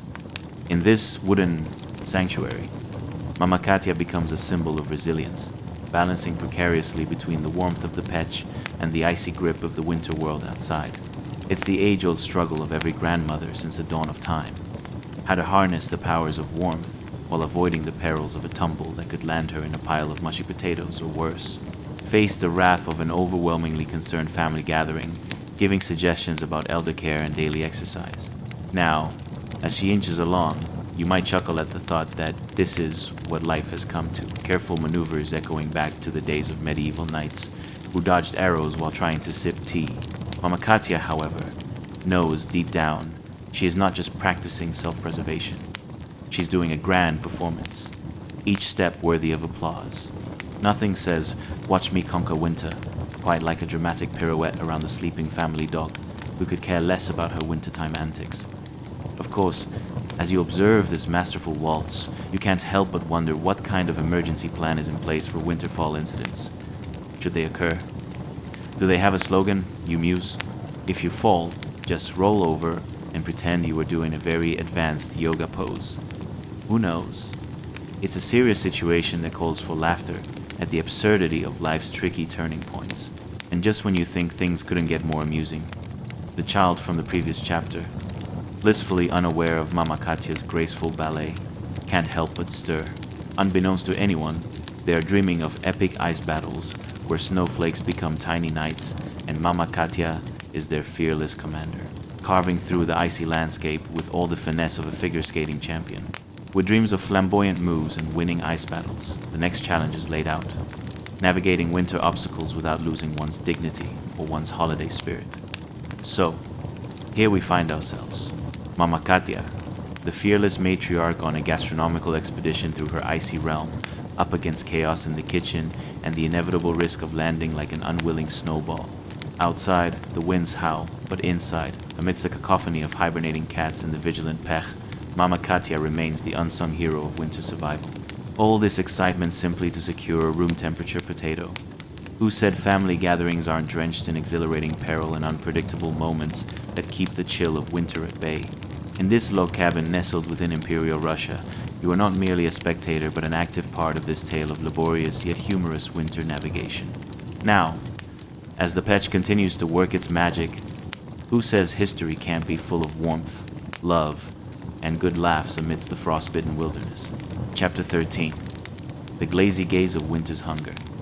Hey guys, welcome back to another mind-bending tale from the frosty annals of history, where the only thing colder than the winter winds is the heart of a toothless wolf eyeing your rations. Tonight, we explore the depths of winter survival, where the struggle to stay warm rivals the epic sagas of ancient warriors, or your last attempt at dieter's choice. More kale, less pie. Now, dim the lights and snuggle into your blankets, because what's coming is chillier than the unflinching gaze of your high school gym teacher around crunch time. If you find yourself yearning for things that seem out of reach, like edible food in a predominantly snow-covered landscape, you're in good company. And don't forget to like, subscribe, and throw a comment our way, only if, of course, you find this hysterically absurd. Like trying to sell ice cubes to a penguin. As you get cozy, ponder this. What would it be like to wake up in an unforgiving landscape where every meal is a battle, and frostbite is less of a concern than, say, making sure you don't eat the last piece of stale bread because your uncle once suggested it could keep for a century? How did regular folk manage the crushing chill of winter without super cotton-heated pajamas? Were they constantly on a hunt for hot soup, like lovable yet misguided Campbell's enthusiasts? Could they truly make the most of their situation? Or was every winter simply a spectacular failed audition for exaggerated survival shows, featuring hostile, snow-covered wilderness and occasional animal drama? Congratulations, you've just woken up in the 18th century in a quaint little log cabin nestled in the heart of Imperial Russia. The outside world looks like an endless expanse of white, and inside, your surroundings aren't much warmer. You rise, shivering slightly, and barely manage to peel your face off the cold wooden floor, where it has bravely stuck through the night. The layers of wool and fur clinging to your body feel more like a woolen straitjacket than anything cozy. All around you, people are wide-eyed, and not just from wonderment, no. It's that most ancient of horrors, hunger. Swoosh! A gust of icy air slips through the cracks in the walls, teasing at your ambition to contemplate breakfast. The dark and dreary surroundings only amplify the relentless echo of a child's rumbling stomach. Picture this little one, eyes wide and glimmering, filled not with festive spark but with the persistent gnawing hunger of the season. It's the kind of hunger that could turn even the most benevolent grandma into a two-headed dragon if she doesn't find a bite to eat. You're left to wonder why hunger pangs feel like a combination of a growling grizzly bear and an overly dramatic soap opera villain nursing a grudge against meal schedules. Now imagine the air filled with the smell of wood smoke mingling with something slightly more sinister, the underlying scent of potatoes cascading into the realm of the unknown. Is that overcooked? Did Grandma Katya accidentally send one potato plummeting into the petch, her beloved oven? The suspense of it all rivals the greatest thrillers of your day. Outside, frost clings miserably to the branches of birch trees like an overzealous stylist lost in a snowstorm. You can almost hear them sigh beneath their burden, anticipating the chaos of spring. Meanwhile, your concern has shifted back to family anxieties about getting through winter without resorting to a feast of frozen turnips. Is that truly a way to sustain life? You ponder, staring deeply into the curious child's eyes, deciding between gnawing relentlessly on a piece of stale bread or devising a plan more sinister, like surreptitiously convincing younger siblings that snowflakes are edible must weigh heavily on their tiny shoulders. Every sneeze, every scratch of frost on their nose signals a potential betrayal to the family pantry. Now, as barren as the tundra outside, let's discuss the reality of meals, if we must. Imagine bubbling pots not filled with hearty stews, but rather the remnants of last week's festive leftovers, conveniently disguised in the appearance of collective despair and a side of undercooked emotions. Each bite might as well come with a sworn oath. I promise on this weather-beaten potato I will appreciate whatever this is, even if I have to lie down and tell the world it's the best thing I've tasted, despite it resembling something your herd might have regrettably produced. What could rival such a culinary adventure, you might wonder? A thrilling adventure movie? A historical documentary? No, my friend. Today's episode chronicles epic battles against hunger, complete with snowflakes twinkling like confetti of despair against yet another potato-based dinner. Beyond the wind's ceaseless whispers, you catch snippets of laughter and snippets of relatives arguing over the best methodology for actually chewing a potato that's prepared in what can only be described as slightly softer than granite. Ah yes, another day in the log cabin where sneezes can cause avalanches of opinions. And love is equated to warmth from shared body heat. And gentlemanly behavior ensures you never accepting the last cookie, even if you're one sneeze away from starvation. As the night drags on, the little one's eyes flicker, and dreams of vast feasts begin to swirl, encompassing potato mountains and lakes of frothy soup. Life in the log cabin, while comical and dire, is a grand everyday performance of survival, where the show must go on, even as hunger gnaws persistently at your frame. Indeed, there's a certain humor in overcooked potatoes and children's imaginations making the most out of frigid circumstances.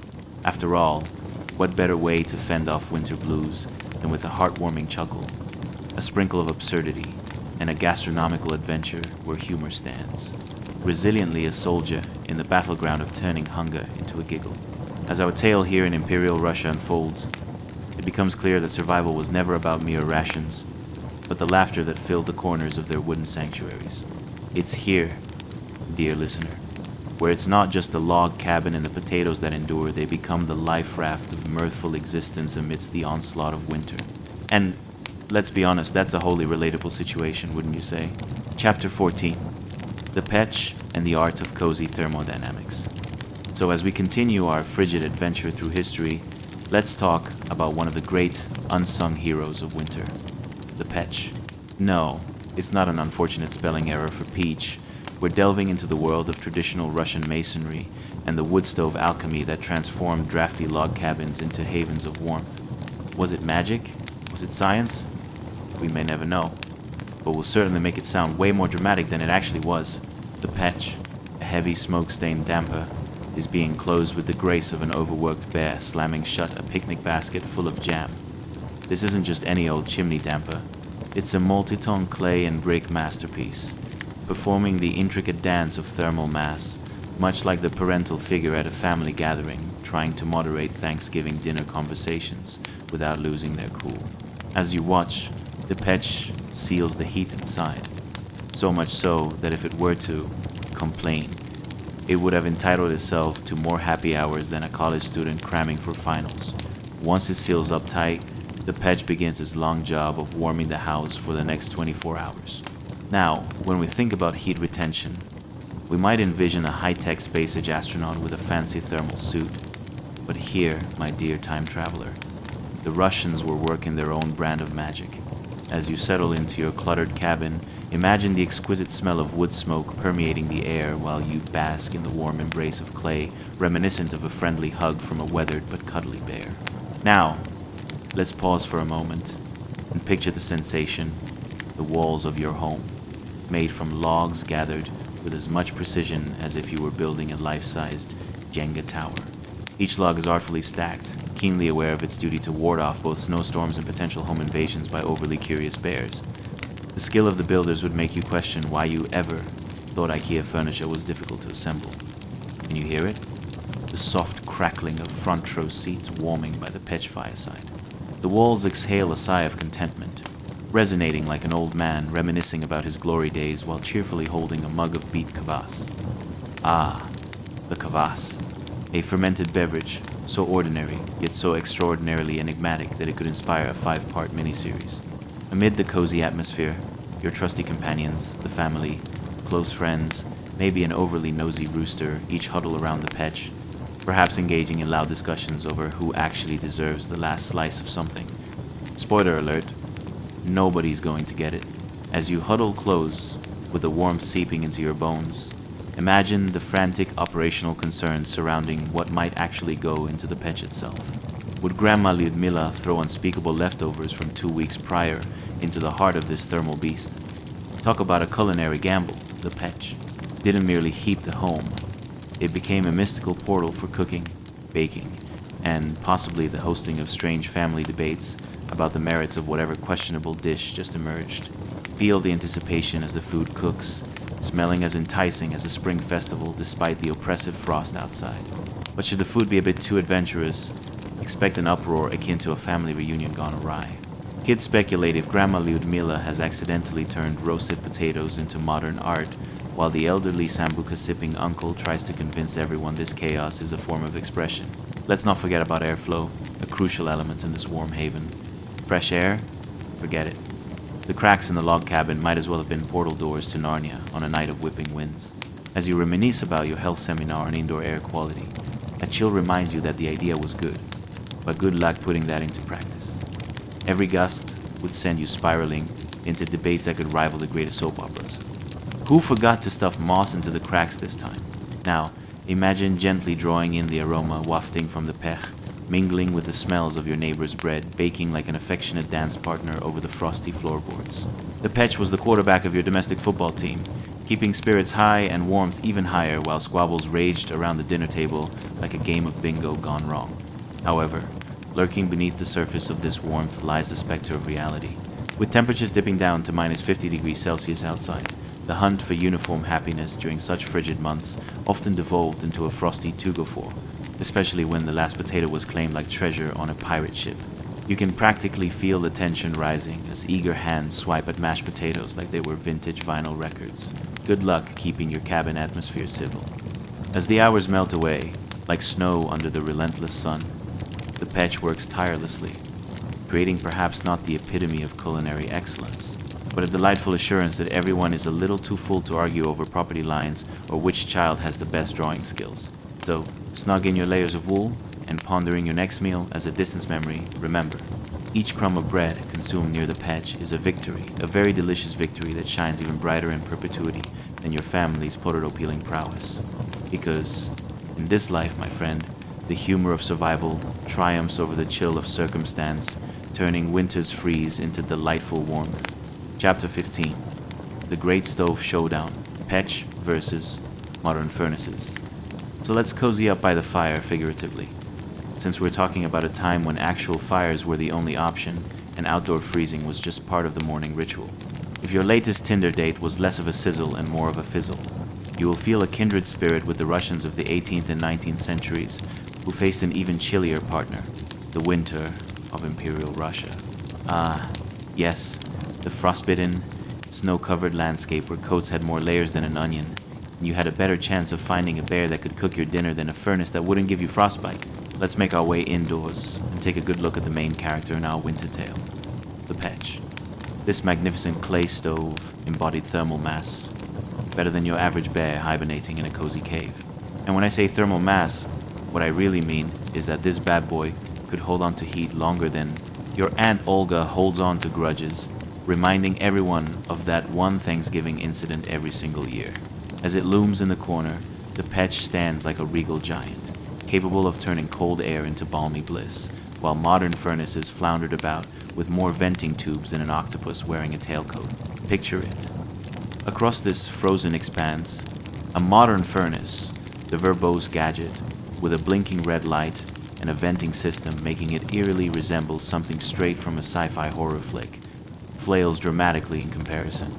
Meanwhile, the petch is like that simple, wise grandparent who might not have the newest gadgets, but has those secret family recipes locked away. Thermal what? You might wonder, as your furnace screeches like it's auditioning for a horror movie. Meanwhile, the pech, with its heavy clay and bricks, lounges smugly, while radiating the kind of warmth that could unthaw even the most frosty of relationships. Imagine the sensation. Backing up in your log cabin feels almost like finding your long-lost soft blanket, except this blanket is a multi-ton stove that's been perfecting the art of keeping you warm for centuries. The heat radiates through the thick clay walls, while the modern appliance inflates the HVAC invoice with all the grace of an elephant in a tutu trying to pirouette. It's like that one person who insists on ordering an artisanal kale salad when you've already planned for a meat feast. Necessary, but decidedly cumbersome. Now, you might ask, what about convenience? Ah, my friend, there's the rub. For those cozy seekers huddled near the pitch, the stove doesn't require an advanced degree in home appliance engineering to operate. Just a bit of wood, a few strategically placed logs, and voila, you're entering a sauna of warmth.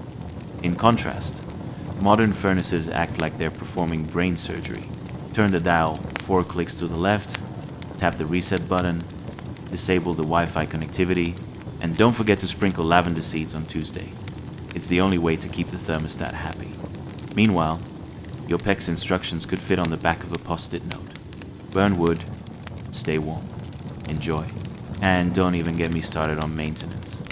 The PEC was low maintenance in a let's not overthink this kind of way. Occasionally, someone would sweep out the ashes with the same enthusiasm of someone cleaning out the cat litter box. Nobody really enjoyed it, but it was a necessary evil. Meanwhile, the furnace was as fussy as a toddler at nap time. Warning, filter needs changing. It beeped nonchalantly, lulling you into a false sense of security while secretly racking up repair bills like a teenage boy collects air fresheners in his car. Good luck trying to fix it when it goes on the fritz at midnight on a Sunday when everything's closed and your wool socks are looking less than fashionable. Picture yourself sitting around the pesh as dinner gets underway. Stews simmering, potatoes softening in the embrace of all that cozy warmth. A serene setting where the hardest question is whether Stepan's syrupy kvass is outshining Masha's beet lozenges. But wait, modern kitchens often come equipped with appliances that would make even the most patient home cook pull their hair out. Why isn't the oven preheating fast enough? And what is this smart setting for? Yeah, a riddle wrapped in a mystery inside an absurdly frazzled robotic kitchen assistant. Meanwhile, people back in the Imperial era were likely sharing toasts of friendship while keeping their feet warm on the PEC's inviting surface. It's as if they knew life was far too chaotic to stress about who's up next on the washing machine showdown. Picture it. Victorian dramas played out not with passive-aggressive emails, but with laughter, warmth, and perhaps the melt-in-your-mouth reminder that, yes, nobody knows who left the wooden spoon in the pot, and, frankly, who wants to know? In this winter wonderland, the pitch holds its own against modernity's relentless march. The temperature outside may dip low enough to freeze your breath, but inside, you're wrapped in layers and warmth that modern life would tire itself trying to replicate. Thank you, dear Petch, for reminding us that sometimes a bit of clay, some wood, and a sprinkle of humor are all you need to make winter absolutely delightful, even if everything outside is just one catchy frostbite away from disaster. Chapter 16, The Cozy Conclave of the Pech. So let's slip onto the warm embrace of the Pech, shall we? Picture a group of small children huddling near its side, drawn in by the soft, radiant heat like moths to a flame, if moths cared more about staying warm than flying into annoying lights. Their little faces, pink and relaxed, glow in the Pech's embrace, resembling freshly boiled borscht beneath a warm sun, not too hot, just perfect. Ah, this scene is one of pure whimsy amidst the icy breath of winter outside, where the wind howls like a howler monkey trying to out-yell its friends. You can hear the crunch of frost beneath their tiny boots, but inside, bliss. The crackling of the wood in the pech is the real symphony, a much finer tune than your neighbor's cat trying to narrate an opera every morning. Now, do allow me to ask, isn't it just delightful how the hourglass nature of childhood always seems to include precariously positioned warmth? You know those fleeting moments of sunbeams that seem to dart away at the most inconvenient times, like the local goats when it's time for milking. How many of us have employed this strategy, pretending the couch is a life raft as we avoid real-life obligations? These children have mastered it in the cabin, surrounded by walls thick enough to question if they're secretly part of a cliffside fortress. As they huddle together, elbows poking, knees jabbing, these wee ones learn the art of human insulation, much like two overly enthusiastic cats trying to snuggle in a laundry basket. They clamber closer like sardines in a can, trying to capture every last ounce of that glorious radiant heat, only to realize that a beach day at Lake Baikal is a distant fantasy as the frost nips at their noses. This comforting chaos is a far cry from modern childhood, no iPads or video games, just good old-fashioned camaraderie to pass the time. You might hear them chatter about the latest gossip in their miniature kingdom. Did you see what Ivan tried to smuggle in from the shed? A potato. And no one knows how he thought that would fly. Of course, you'd need to add theatrics. Done, done, done. And while they play, you can almost see the steam wafting from the petch, swirling into the air like a dance-off between soft cotton candy and motherly love. The children laugh and tease one another, dodging the occasional reprimand from their caretakers, wrapped in layers of wool that absolutely smells of sheep and questionable life choices. Who knew that childhood humor could be as timeless as a pair of socks lost to the ether? But as the frost seeps in through the walls, our young friends must face the reality that comes with living next to the guardian of warmth, the petch. Have you ever tried to get a group of energetic kids to settle down around a cozy fire? It's like trying to herd cats. Or, in this case, like trying to wrangle a batch of plump dumplings in a boiling pot, perilously hot and absurdly unpredictable. Don't scoot too close to the stove. You'll end up as the dinner's warm-up act. And warming up, oddly enough, was hardly ever the issue. It was usually keeping them from either getting way too close and turning into human saunas, or heaven forbid, deciding that the fire's soft glow was a perfect spot for a game of who can light the most crazy objects. We've all seen that horror movie, haven't we? As the pech radiates its gleaming warmth, the outside chill is the stuff of nightmares. 50 below? Try holding that thought while your toes confront frostbite during your mad dash to relieve yourself behind a bush, a less than enviable retreat that even the neighbor's cow would probably judge. This is winter in Imperial Russia, after all, where jacket layers are a veritable end-of-life wrestling match, and frostbite was merely an unexpected guest arriving uninvited. But back inside, in this sanctuary of warmth, the air is filled with the scent of bubbling stews, a symphony of potatoes, cabbage, and mysterious root vegetables dancing together like a winter festival.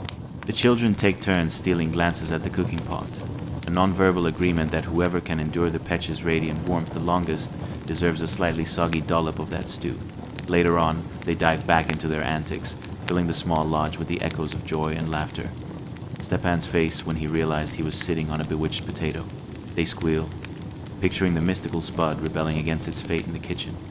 You can almost see the sparks flying, probably a result of too much childhood energy coupled with a dash of high-stakes dangling potato. Oh, the irony. Laughter and warmth prevail in a world where winter reigns supreme. Here, an epic battle rages not only against the frostbiting winds, but also against the raucous, fervent spirit of youth. Cozy and chaotic, the petch stands as both the heart and warm hug of the log cabin, proving once again that, in the heart of winter, it is connection, warmth, and a bit of childlike charm that conquer the most bitter of cold. And who would have thought that childhood shenanigans could be so timelessly entertaining? Or that frosty winters would stir up giggles of camaraderie rather than gloomy despair? In this cozy conclave of the petch, no one seems to mind that the world outside is flirting dangerously close to freezing over, because inside, heated mischief reigns supreme. This is where our story pauses, for a heartbeat or two. Isn't it remarkable how warmth swaddles us, wraps us tightly like a well-loved blanket? So secure, so familiar. It's within that warmth where even the unlikeliest of legends are told, and potato mishaps become heroic tales, forever tinged with laughter. Chapter 17, The Jewel of the Izba. Hey guys, welcome back to another soothing adventure through history. Tonight, we're diving deep into a world colder than your last questionable dating experience, Imperial Russia during the 1700s and 1800s. Imagine yourself huddled in a log cabin, where even the walls seem to shiver at the thought of stepping outside into the icy torment of minus 50-degree winters. Before we get all comfy cozy, can you picture this? Imagine wondering if it's possible to knit yourself a coat thick enough to survive a frostbite duel. Or how about this? If potatoes were a form of currency, would you be hoarding them like they're gold? And while we're at it, how many layers of wool could one reasonably wear without transforming into a walking woolly mammoth? If that tickles your funny bone, make sure to like, subscribe, and comment only if you enjoy this history giggle ride, of course. Now, go ahead and dim those lights. As we float into the beds of the past, wrap yourself up like a Russian babushka and imagine the warmth around you. Even if it's as chilly outside as that one aunt that never lets you forget about the time you wore mismatched socks to dinner. Congratulations. You've just woken up in the 1700s, specifically in an izba, one of those charming log cabins where warmth is as precious as that elusive feeling of having just one weekend free on your calendar. It's dark, it's cold, and there's a sky outside so full of stars it might make you wonder if you're actually stuck in a very frosty space show. Now, let's talk about the pièce de résistance of these log cabins, the red glass window. And not just any window, this is a corner window, the crown jewel of the izba. Imagine it, a single precious pane of ruby glass, glittering like a celebrity in a sea of ordinary folks. It's enough to make even a sock puppet jealous. Back in the day, this little slice of luxury was rare and so costly. You'd think it was, made from the tears of the bubonic plague. Why, you ask? Well, this solitary window said more about you than 1,000 selfies on social media. It's a status symbol, a beacon of hope, and a testament to the family's devotion to standing out in the gloom of winter. And let me tell you, blending in was about as desirable as being stuck in a car with a loud karaoke enthusiast. As you gaze through this splendid red portal, you'd note how it beams just enough light to make the snowflakes outside blush. Snow is not just falling, it's competing for the title of most dramatic winter scene. Just picture it. Tiny ice particles weaving their way down like ballerinas, performing a frosty ballet as graceful as a cat, attempting parkour on a fresh layer of ice. This window was like the first sip of tea on a bone-chilling day. It brought solace in the midst of harsh winters and gave families something to rally around. Think about it. Everyone squeezed into the izba, cozy together, like mismatched socks in a dryer. And as they gathered, the radiant glow from that window became a conversation starter. Look, Petrovich, our neighbor has a fancy red window. Or perhaps, doesn't that red glass look like the time I accidentally spilled beetroot on my favorite petticoat? And then there was that discussion, the polite nodding, the flaring of nostrils. Who could possibly afford such finery? Peasants contemplated how they could ever justify their next potato purchase, and nobles sneered, speculating that the cost of warmth had indeed become a new metric system of prestige alongside measurable wealth in turnips. Can you imagine the achievements? Darling, I've managed to score a treasure, a red corner window, and perhaps this calls for a celebratory feast of lukewarm borscht. Nothing says true luxury like a slim chance of getting food poisoning, right? But this red glass wasn't just for status. It was also a symbol of hope. Inside, the family would gather around the glowing warmth of the pesh, filling their bellies with stews, while the red window stood proudly, solid against the frosty winds, a silent guardian, turning deep blues and blacks of winter into vibrant hues, celebrating life. It's almost poetic, really unlike the poetry side of your high school curriculum. Families realized that while outside, the frost's grip was relentless, already claiming their favorite sandals as honorary ice skates. Inside, warmth and determination spun a tapestry of unity. Like overcooked pasta, they clung together, twisting and turning to share a single bowl of soup, the ultimate family bonding experience wrapped in layers of wool. So there you have it, the window of red glass that brought laughter, camaraderie, and rich conversations while the world outside tried its best to make everyone else an unwitting sacrifice to the winter gods. You can't make this stuff up. In a world so cold you could use a potato as an ice pick, families figured out how to thrive, all thanks to a bit of visible luxury that brought them together, like mismatched socks on a laundry line, flapping in the winter wind, defying the chill. Now snuggle deeper into your blankets and dream away. But remember, sometimes it's not just about surviving the cold. It's about thriving while making sure the red glass remains the life of the party. Chapter 18. The Cozy Conundrum of Winter. As you gaze through that singularly splendid red window, the external landscape reveals itself. A desolate stretch of snow and ice that could put even the most loyal snowman to shame. With a sight so stark, it's as if an artist took their palette and accidentally spilled every shade of white onto the canvas. You can't help but chuckle at the absurdity. Outside, the elements are intent on staging a dramatic freeze-off that would make an igloo look like a 5-star resort. But inside? Ah, dear listener. Inside the izba, the warmth beckons like the scent of fresh baked bread, promising not to be your last meal before a cheeky encounter with frostbite. Picture it. The air thick with the aroma of wood smoke, mingling with the stew simmering away.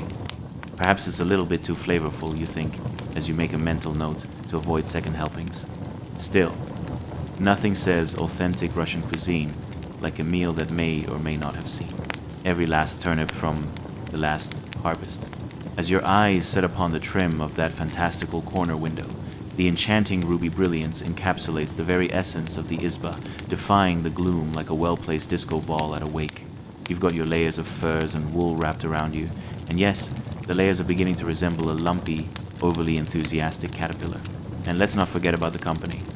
Other families are huddled together, tossing jokes around while dressed in enough layers to qualify for an impromptu snowball fight. Now, during these frosty months, warmth is more than just comfort. It's essentially the social currency of the day. Inside the Izba, everyone would gather like freshly baked pies just out of the oven, rising and crusting together, hoping the cold doesn't invade their cozy gathering. The pech, or the stove, that doubles as a bed, bubbled and popped away in the corner, bringing heat and the occasional billow of smoke, which, may I add, does wonders for adding character to your lungs if you're not careful. It's a resplendent scene. Friends and family sharing tales of daring snowball fights. Fast ghost stories so chilling that the draft doesn't even need to come in through the wall cracks. Might you wonder what the day-to-day looks like on such a chilly canvas? Let's paint you a picture. Imagine waking up with the sun, bright and comically optimistic as it streams through your lovely red shard of a window while you're still cozily slumped under the layers of wool. Even getting out of bed feels like running a marathon through a snowstorm. You're marveling at the stubborn will that keeps you tethered to your sheets, like a particularly lazy bear who forgot it's supposed to hibernate. When you finally make those first few movements, it's a theatrical performance. No one can say you don't have flair, especially as you attempt to maneuver inside your cocoon-like attire. Ever tried washing your face in a bowl of icy water? You'd think you're auditioning for an extreme sports reality show, the not-so-fun games. Frozen Face Edition. But fret not. One visit to the pech, and you'd feel like a human torch. A rather warm human, all those woolen layers notwithstanding. However, let's face it, getting to that stove often involves a fair bit of acrobatics. As you waddle towards it, slipping on a wayward potato or maybe an old turnip that has declared war on your feet, you contemplate if you should have also purchased insurance for your noggin. Surely stepping on frost-covered patches is equivalent to trying to juggle while riding a unicycle on a tightrope above fire-breathing dragons. Once you've safely navigated the obstacle course of the typical Izba morning, breakfast calls. More accurately, you sit down to a feast that would make a modern-day brunch enthusiast reevaluate their avocado toast. You're faced with a steaming bowl of thick porridge, along with shards of bread that look as if they've seen better days. The richness makes you feel alive enough to momentarily wonder if you'll have to chew through what could cause quite the dental nightmare. Time to think calculatingly, plan breakfast portions wisely, or risk regretting it while clutching your belly. Because nothing screams cushion against winter's fury like pushing your stomach to the limits of starch. As days fade into chilly evenings, the family gathers around, fueled not just by the warmth of the fire, but also by laughter and jubilant stories. Imagine the scene. The kids bouncing about, enacting epic claims of heroism through giant snow forts, while parents share tales of past winters, trying to outdo each other's frostbite survival stories. You think your toes froze? Please. I once pretended to be a panda during a blizzard. Push it harder than that, my friend. And here comes the kicker. On a midnight blizzard, you'll realize the most remarkable thing of all, the warmth that knits these families together is more invigorating than any thick winter coat. It's the shared smiles, the deep breaths of warmth against piercing cold, the resilience of human connection woven between layers of wool and bickering. So, while the Arctic tundra outside does its best to claim souls left and right, inside the Izba, laughter reigns supreme, alongside a defeatist turnip or two plotting to take over the breakfast table. Warmth here isn't just about physics. It's about family's wicked sense of humor. Humor so rich, it could keep winter at bay. Who knew frozen potatoes could inspire such a frenzy of culinary creativity? Now, let the images of this quaint life envelop you like a toasty blanket, and may you dream not just of surviving a winter, but maybe even dazzling your neighbors with an honorary red window of your own, the finest glass in all the land, or at least the shiniest glitter you can muster. Chapter 19, The Izba, Gathering, Warmth, Chaos, and the Eternal Quest for Comfort. Ah, let's delve deeper into the snug wonderland of the Isba. Imagine an intimate, cozy room, lined with fragrant wooden beams that seem to be in a constant contest over who can hold the most memories, and perhaps a few charred edges from one too many cooking mishaps. In this wondrous cocoon of chaos, where sips of steaming kvass buoy spirits and bread rolls abound as if they're the royal subjects of their own kingdom, you find yourself bemused and utterly encharmed. You might wonder how to describe the atmosphere. It's as warm and chaotic as a group of toddlers unleashed in a candy store. You're half in awe and half terrified at the potential for utter destruction. The air feels thick like a grandma's hug after she's just spilled flour all over herself. You might even catch a whiff of comically burnt bread, stubbornly circling in the air like an uninvited ghost at a dinner party. Around the massive clay stove, the pech, the centerpiece of this household serenity, lives its glory. Its cracked exterior practically sings tales of resilience like a battle-scarred war hero who still has a sense of humor. The stove doesn't just provide warmth. It offers a toasty bed, a steaming cooktop, and perhaps a personality or two, depending on how many long-lost relatives are crowded about. As you scan the room, your eyes may dart from jovial faces enveloped in laughter to that one character, silently plotting to harvest turnips for the recipe nobody asked for. Meanwhile, there are children, vagabonds of joy, scampering and bouncing about in a climate controlled by nothing but the charisma of the Pech and that uniquely Russian brand of chaos. Why do the kids seem to possess boundless energy despite the freezing temperatures outside? The answer: sugar, relentless spirit, and a secret power that surfaces only in Isba gatherings. Let's pause for a moment. Imagine a conversation happening between generations, grandparents wearing expressions as thick as the furs they donned, recanting tales of glories won during wind-whipping blizzards, while pretending to ignore smears of mashed potatoes adorning the corners of their grandchildren's mouths. The artistry of storytelling in the Isba could put any modern-day Netflix series to shame. Back in my day, one elder might proclaim, "Brr, it was so cold, I once found my breath frozen mid-sentence. You kids don't know what real cold is. Why? We had to sleep next to the Pech, just to stave off becoming human popsicles." The kids valiantly roll their eyes as they ponder how exactly one becomes a popsicle, later concluding it likely involves some wayward shenanigans. With a sigh of contentment, you glance toward the pot of stew bubbling with more enthusiasm than an amateur magician revealing their latest trick. Is it turnip or potato? Is it the culinary masterpiece they promised, or that slightly suspicious mix resulting from a keen game of what can we throw in the pot? Regardless, you inch closer, drawn by the aroma like moths to a flame, or, in this case, like hungover office workers to the first coffee of the day. The room is alive with movement.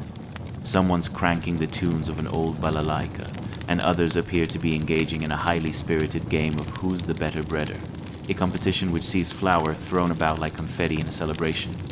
And if you're not careful, you may become the unintentional star of the Flour Monster Generation show. Let's take a brief adventure into the modern realm for a second, shall we? Picture this.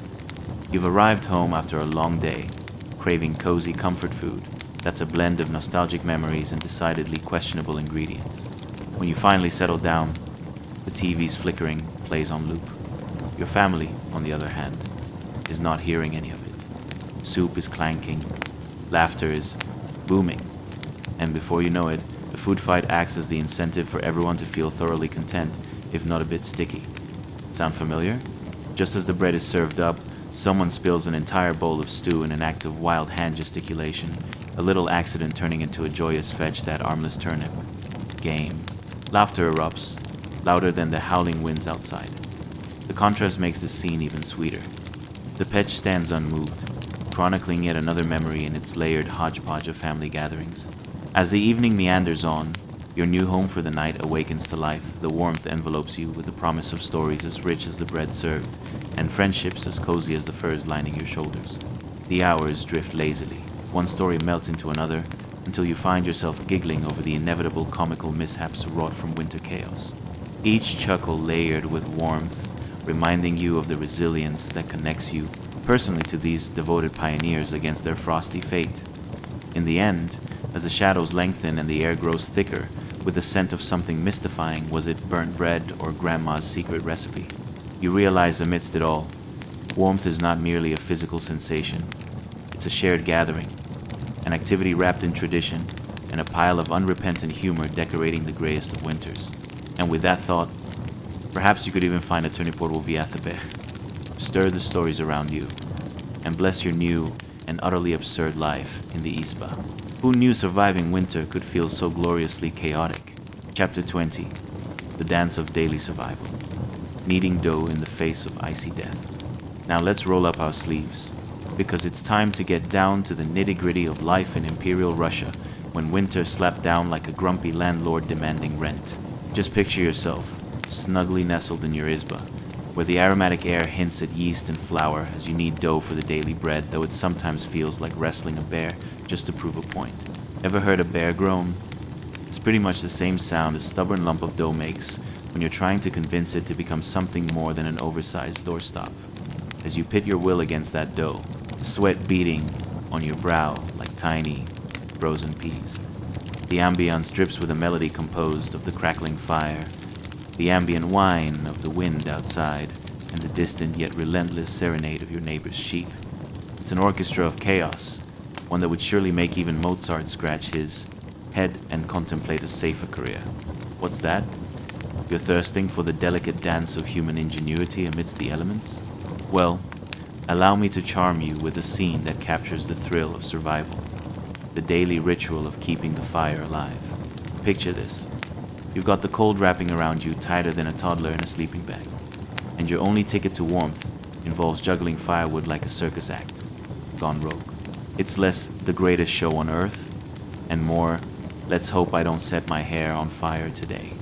Despite the icy grip of winter, you shuffle over to the stove, the petch, the heart of your household, or as I like to call it, the low-key celebrity of your Isba. The stove, with its warm belly, does a surprisingly good job of merging steam from the pot with tension from the recent While We'll Burn the Bread First competition.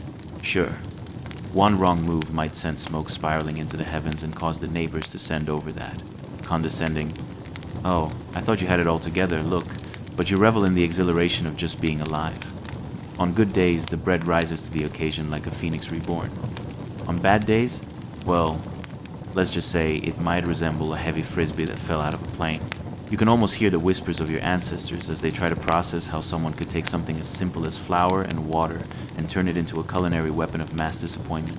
With every pat and prod, you channel the essence of ancient bakers, declaring to the heavens, "I will not be defeated by dough. You shall become deliciousness." It's like a motivational TED Talk, only slightly less organized and a lot more prone to flour explosions. There's something immediately relatable about this rhythmic motion, the kneading, the shaping as if you were in the middle of an ancient tribal dance where the only goal is not to trip over the cat in the corner. And just as you begin to feel accomplished, you hear it. The dreaded sound of concern a child to your left, throwback tune of delight. They're looking at you wide-eyed, convinced that being nearly frozen is the new cool, while you know it's just another casual Tuesday in December. They're frozen, fidgeting under layers of wool, and somehow still managing to bounce like they just discovered sugar. What is their secret? Well, let's hope it's not that dubious stew you accidentally created last week. Managing the household while becoming a winter figure skater within your own home isn't an easy feat. Imagine balancing your beloved petch logs in one hand while attempting to avoid that random crate of turnips your mother-in-law dropped off, because why would you want anything else in life but an overflow of turnips? It's like that moment when you find yourself deep in an online shopping spree. You regret it as soon as the packages arrive at your door. Survival is only part chaos, and the rest, disappointment. Yet, it's in this delightful absurdity that you find connection. Other residents of the Isba shuffle in and out, providing their own layers of chaos, the cheerful babble of gossip, the sudden decision to plant every root vegetable known to man, or the realization that the beloved cat is currently conspiring to bring down the entire bread-baking operation by hanging out on the freshly rolled dough. Your stove lets out a laugh-like puff of smoke, perhaps also amused by how the unpredictable nature of life blankets you daily. Then comes the gloriously rhythmic sound of the fire crackling, reminiscent of a heartbeat, warming every corner of your mind and body with promise. You remind yourself, this is not merely about survival. It's a coalescence of routines and reflexes, of family ties wrapped tighter than your grandmother's hugs after a long absence. The cold outside, a mere reminder of the toasty haven you've crafted, punctured only by the occasional eruption of laughter or the questioning glance of a cat deciding if it's time to sacrifice their dignity by rolling in flour for attention. As you take a moment to inhale deep, surrendering to this dance of daily survival, you find comfort in the certainty of the routine. It becomes your armor against the frigid realities outside, while a hearty loaf bakes away, transforming into more than just bread. It's history, happiness, and a small rebellion against the threat of winter. And what's more absurd, who knew that getting covered in flour could be the true sign of a flourishing family life or a culinary masterpiece turned inside out? You can't make this up. It's the endlessly comical chaos known as surviving winter in the Isba. Chapter 21. Spinning wool into warmth, the grandmother's craft. Now, let's dive headfirst into the cozy world of wool, where the icy grip of winter meets the art of survival. Picture this. The locale, a drafty old Isba, where every gust of wind feels like a personal vendetta against your sanity.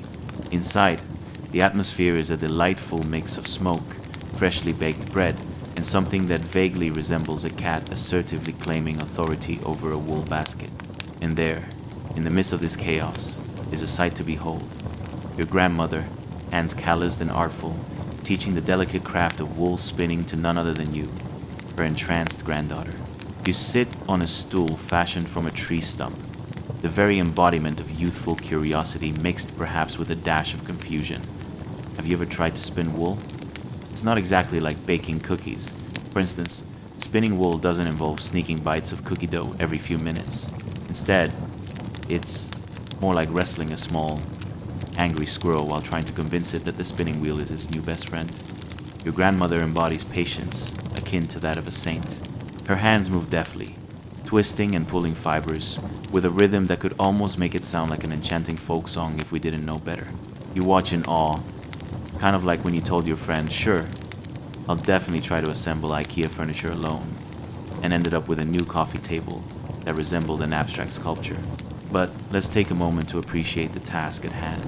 Wool spinning during the winter in Imperial Russia was essential, not just for warmth, but as a symbolic passing of knowledge, a ceremonial handoff of cozy wisdom. During this era, owning a good woolen shawl was tantamount to having a cozy security blanket, but one that also made you look incredibly fashionable at family gatherings. And yes, there is a difference between the two. One keeps you warm, and the other has the added bonus of not having a cartoon character on it. Now, pull the wool gently, your grandmother instructs, her voice a comforting melody, which mysteriously has the power to quiet the world around you. Could it be? Is she secretly a wizard? You don't want it too tight or too loose, like the relationships in this family. There's wisdom buried in that jest, a truth as palpable as the wool she's spinning. You grab a tuft of wool, nothing like the fluffy clouds in the sky, more akin to an amorphous creature plotting to escape your grasp. It tickles your fingers as you attempt to twist it into something resembling thread. Spoiler alert, it's mostly like trying to tame a hyperactive kitten who believes every inch is their personal playground. Like, can wool have a mind of its own? You nod, accepting the odds were definitely stacked against you. Now, let's add another layer of absurdity. The spinning wheel, your companion in this endeavor, has more parts than a traditional Russian nesting doll. One spin and it creaks ominously, as if warning you that it may well decide to join the ranks of the crumbling Isba any minute now. Is this fate?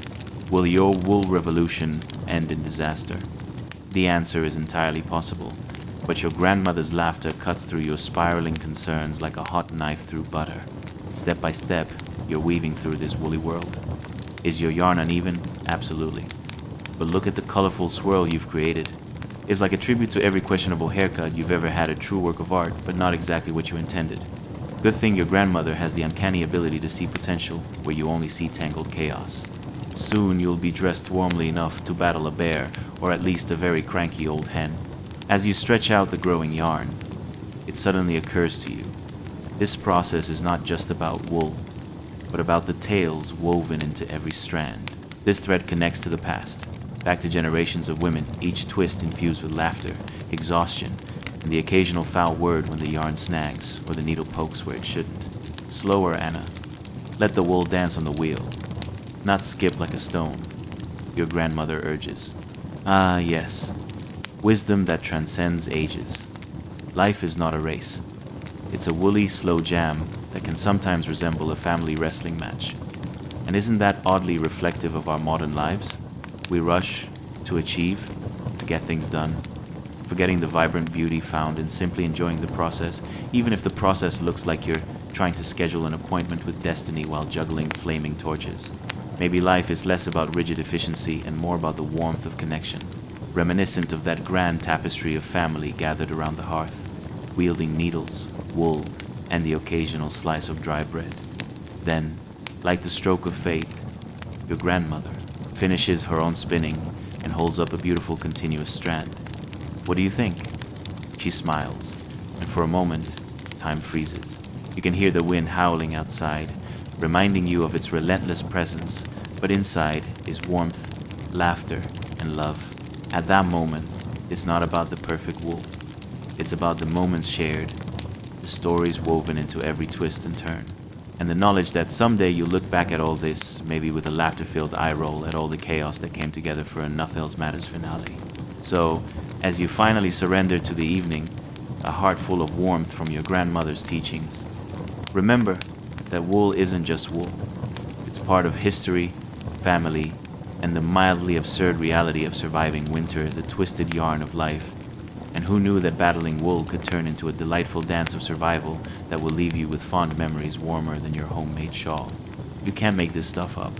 Folks, Chapter 22, Anna and the Warmth of Grandfatherly Wisdom. The picturesque landscape of Imperial Russia in the 18th century. Imagine a frigid winter day, the kind where even the snowflakes are huddling together for warmth. Nature has conspired against warmth, tapping out a frosty symphony as the wind howls like a pack of disgruntled wolves.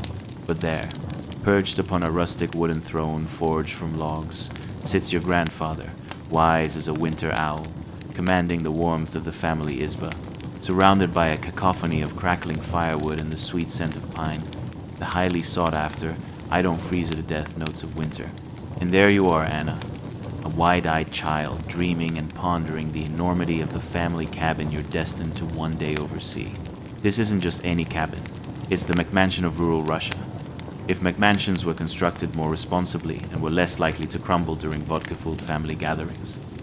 As you sit there, warming yourself against the sturdy wall, your thoughts begin to whirl. What is it like to wear the crown of warmth, to rule over logs with the wisdom of a Father Frost?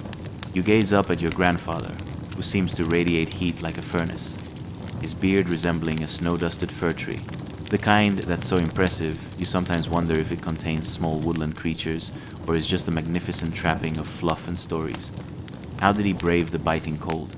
When did he learn the ancient secret to uninterrupted warmth, as if he was the geriatric wizard of the woodlands? Your grandfather notices your rapt attention and squints at you, his eyes sharp enough to slice through the haze of winter mischief. Anna, he says, his voice as deep and warm as this cabin, you ought to know that warmth doesn't just come from the fire. It's about the walls we build and the stories we share. That's right. To stay warm was a matter of craftsmanship as well as coziness. You feel an urgency rise within you. What did he mean by this? You want to know the secrets of heating an empire, or at least the secrets to avoid freezing into a human popsicle while regaling relatives with fishing tales every winter night for generations to come. How does one become as warm as a clay oven? You wonder silently, recalling how intricate log building was, akin to assembling a puzzle where half the pieces are suspiciously missing, and the instructions might as well be written in some long-forgotten language. And what about winter? How did the frostbite gods spare some while ushering in frost and chill for others? It was a selection of mysteries you never quite understood until the stories began to emerge. Why do the logs seem so stacked against each other like they're forming a lumber union? You ponder, resting your chin on the crookedly worn floor. Is it the companionship of the logs that seals away winter? Are the logs plotting an insurrection against the frost that keeps infiltrating their ranks? Do they gather around to gossip about how the birch trees always leave their bark behind and how it gets a tad embarrassing when spring rolls around? The world outside is frigid, but inside the Isba, it's a magical realm of warmth. The wind may be doing its worst, but these logs are standing like valiant soldiers, side by side, creating a fortress of warmth. Young Anna, you muse, could there be a rebellion of the logs against old winter? Do the chambers of your Isba conspire to create a climate that is the summer of one's dreams? Grandfather laughs heartily at your musings. Ah, little Anna, the logs have seen more winters than most in this land, and they hold stories in every knot and grain. They are your allies against the winter chill, steadfast against the gnashing teeth of frost. You picture them as a ragtag band of heroes, bundled together for the sake of cozy survival. To your imaginative mind, it becomes a grand narrative. Perhaps they murmur among themselves at dusk, plotting their ways to absorb the warmth from the crackling hearth while fending off the brutal chill outside. Your fantasizing grows thick, and you can almost hear the logs whisper, "Hey, not today, Frost," while seizing the fortitude to withstand their frosty challenger. Soon, little one, it will be your turn to rule from this warm throne. You shall defend against winter's embrace and gather sparks of laughter with all of your family, he assures you, placing his gnarled hands on your shoulder. It's the kind of reassurance that tugs at your heartstrings while kindling embers of future tales you'd recount when the snow was thick enough to hide a lost cat. Isn't it oddly comforting? Your very being is rooted not only within the walls of the Isba, but woven into this family tapestry. Generations of cold, warmth, and laughter would reside in each log, nothing like the awkward woes of modern live streaming. Broadband woes and Wi-Fi dead zones could disgrace this sturdy abode. Grandfather continues, but on your watch, ensure to use only the finest timbers. The lopsided logs don't inspire confidence, like trying to dance on a rolling ship managed by a blind captain. His knack for metaphor brings laughter and sets your imagination soaring once more. Here, you realize that warmth isn't merely a commodity. It is kinship, a heartwarming tale wrapped snugly alongside the log walls that both shield and nourish. As you nestle further into the comfort, visions of storytelling winters loom large, enticing you with the prospect of amazing adventures, a pair of mismatched slippers you will wear all too well, and the thrilling idea that perhaps, just perhaps, logs could be as lively as summer picnics filled with overcooked sausages and extemporaneous singing. So you lean back, fluff the blanket around your shoulders, and surrender, breathing in the crackling air that weaves through each moment, knowing that, king or queen of warmth, this is your kingdom now, and may winter be ever your footnote, drifted away like a forgotten chill. Chapter 23, The Log-Crafted Legacy. Alright, let's dive into the delightful chaos of winter survival somewhere around the 18th and 19th centuries in Imperial Russia. Picture yourself, freshly awakened in a log cabin that smells suspiciously of smoked herring and an unidentifiable winter stew simmering somewhere in the corner. Congratulations. You've officially entered an era where frostbite was basically a form of social networking. Everyone wanted to see who could survive the coldest. Now, speaking of freezing winters, let's talk about the brave souls, those peasant builders, who lugged around those hefty logs like they were auditioning for some kind of lumberjack competition, perhaps one where the prize was simply not freezing to death before breakfast. Imagine them, cloaks wrapped tightly around them, and a look of sheer determination plastered across their frostbitten faces. Honestly, they probably looked like a human version of a walking popsicle, except instead of being sold at a fair, they were laboring for the sake of survival. These log cabins, these magnificent creations of craftsmanship, were the lifesavers of their day, built to withstand temperatures that made the Arctic seem like a sunny beach getaway. You might imagine these faded figures, their names lost to history, but their handiwork standing tall against the winter's wrath. Glorious timber fortresses humming with warmth as they flicked the icy winds off their shoulders like a nonchalant aristocrat brushing away lint. Ever wonder how on earth they managed to stack logs so perfectly while also keeping the frost out? It's like putting together IKEA furniture without losing your mind, or your fingers to frostbite. Those poor builders would have been more successful against winter if they'd just used a grip-strengthening device, but instead, they relied on well-timed log flinging and an incredible amount of hope, which, let's face it, sounds less complex, yet somehow far more dangerous. Now, let's shift gears a bit.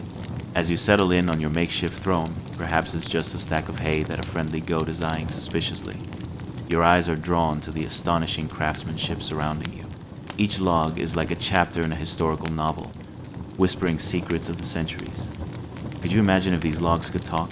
Hey there, I've seen more winters than a disgruntled ancient spirit. You think this place is cold? Try living in 1742. No thermal underwear in sight. Ah, yes, the very essence of log humor. And how did these timeless structures manage to conquer a ferocious climate that would make even the sturdiest of polar bears shudder? The secret was simple. The logs were cut and stacked with such precision that they created natural insulation, a barrier of sorts against the numbing bitter cold.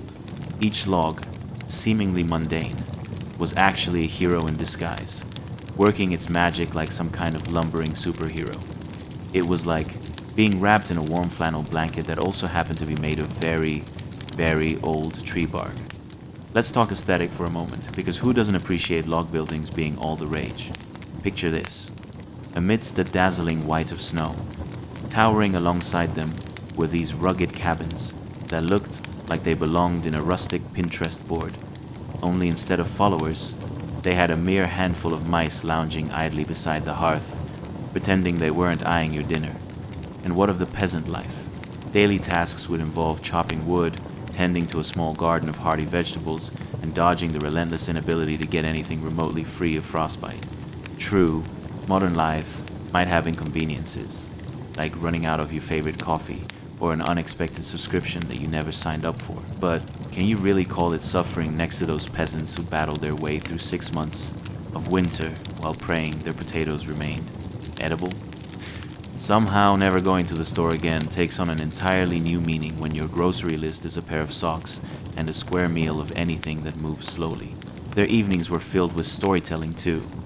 Families would gather around the fire, which was more of a necessity than a luxury, sharing tales of intrepid woodland adventures, or perhaps the local bear that occasionally checked in for a casual snack while sporting a coat that definitely made everyone feel underdressed.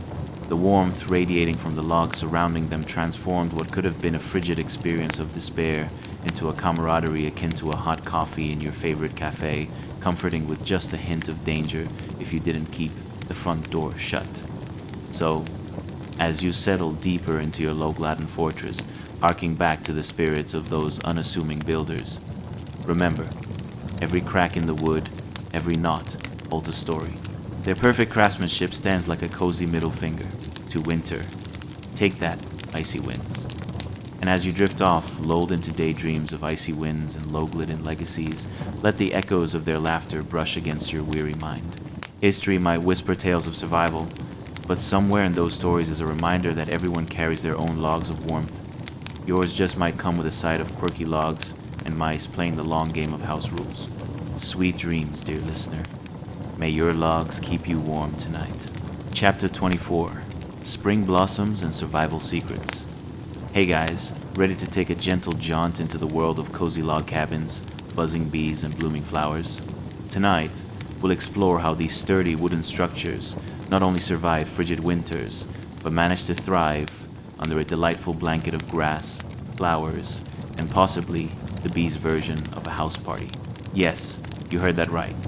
Spoiler alert, it's nothing like the epic ragers of today. But then again, who could compete with bees' nature's flittering little baristas, dispensing life with every buzz? Now before we dive deeper, I'd like you to do a little interior redecoration of the soul. Dim the lights, drip on that soothing fan, and snuggle into a blanket that might as well be made of clouds. Feel that? Perfect. Ever thought about what life was like for those springtime frolicking peasants after surviving winter? Did they just kick back and sip imaginary lattes? Did they teach their kids how to appreciate the subtle pleasure of no longer waking up with icicles as bedfellows? And what about the garden? Did they just splash dirt around and hope potatoes magically appeared? Or did they have serious meetings with neighborhood rabbits about crop sabotage? Congratulations! You've just awakened in the latter half of the 18th century under the radiant sky of Imperial Russia. The ice is melting, the air smells sweet, and you are surrounded by the unmistakable scent of new beginnings. And let's be honest, probably the lingering odor of last season's winter stew. You might want to give it a minute. Imagine waking up one crisp morning. The sun has graced its presence, and as you roll out of your straw-filled mattress, you feel invigorated, or perhaps just a little sore from sharing your bed with a goat. Sorry, sheep, you're going to have to sleep on the hay tonight. Welcome to your raucous reality as a peasant. As you peer outside your log cabin, behold, the roof, once covered with a heavy winter coat of snow, now displays a fine layer of sprightly green grass. the kind that looks like nature's welcome mat. Tiny white and yellow flowers have popped up, as if they were late to the party and now vying for the attention of the local pollinators. God bless those busy bees. Oh, what a sight to see amidst the mud-kicked reality, the very symbols of survival. But how did this log cabin, standing resilient against the winter's wrath, manifest such life?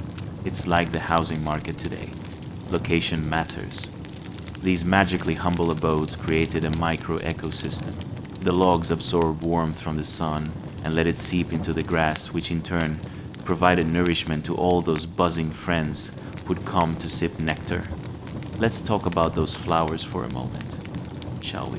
They remind you of that one elusive friendship in adulthood that requires constant effort. After the prolonged agonizing cold, they explode into radiance with no care in the world. It's as if they woke up one morning and declared, "I'm using organic compost. And watch out, the whole neighborhood is about to witness my blooming glory." Admiring them feels surreal, especially knowing that a few months earlier, they might as well have been among the frozen peas in a poorly organized freezer. And the bees, ladies and gentlemen, their work ethic puts your Monday morning dread to shame. Winged creatures buzzing around without a care, getting paid in pollen while you struggle to figure out what's motivating you to get out of bed. They don't just flit about looking for the next sugary snack. No, they are on a mission. Pollination, that's their job. If only our modern selves could pull off that kind of focus while dodging coffee spills and Zoom calls. As you step closer to the flower spectacle, you can hear the hum of these hard-working bees. Their gentle symphony is like a harmonious reminder that thriving life always follows strife. It's like an ancient version of good vibes only, resonating through each tiny buzzing body. They know nothing of frostbite, making them the perfect champions of spring. The reality of life in the cabin remains seamlessly tied to this orchestra of nature outside. Imagine the moment you accidentally stomp on a bee. Suddenly, you're a peasant protagonist in a medieval episode of Real Houseguests of the Garden. Hilarity ensues as you try to explain to a group of local peasants why your toe is stinging like it just joined a very bad karate dojo.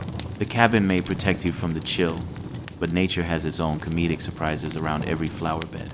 What an ironic contrast it is, watching the world bloom, all while you're likely still finishing off that last suspicious turnip from the winter stash. Ah, the cycle of life. And speaking of cycles, remember that garden you were contemplating? Incredibly, you've traded frosty nightmares for muddy hands and questionable dreams. Welcome to the world of early gardening, where weeds grow like they've been drinking growth hormone smoothies, and your most significant hurdle might be dodging the local wildlife. As you step back inside, you can't help but feel a sense of calmness despite the chaos. The logs, with their sturdy embrace, now serve as both your fortress and a witness to this colorful rebirth. You're still here, eking out a life from the earth, hoping the bees share their secrets of industriousness. Because let's face it, if beekeeping was a thing back then, peasant life might have included weekly workshops on 101 ways to befriend the buzz. So as you settle in, surrounded by the faint echoes of playful bees outside, remember, there's a rhythm to life that feels much like the hibernation of winter giving way to the exuberance of spring. Those buzzing little monsters might just hold all the wisdom of surviving unexpected seasons. As you drift off into dreams filled with flower-filled meadows and buzzing symphonies, know that laughter may very well be your warmest blanket tonight, and the world outside is just one bloom away from joy. Sweet dreams, dear friend. Chapter 25. Engineering Marvels of the Izba. Hey guys, tonight we're venturing into the realm of cozy Russian log cabins, specifically the Izba, which sounds super exotic but is really just a slide into the past where cold and creativity collide.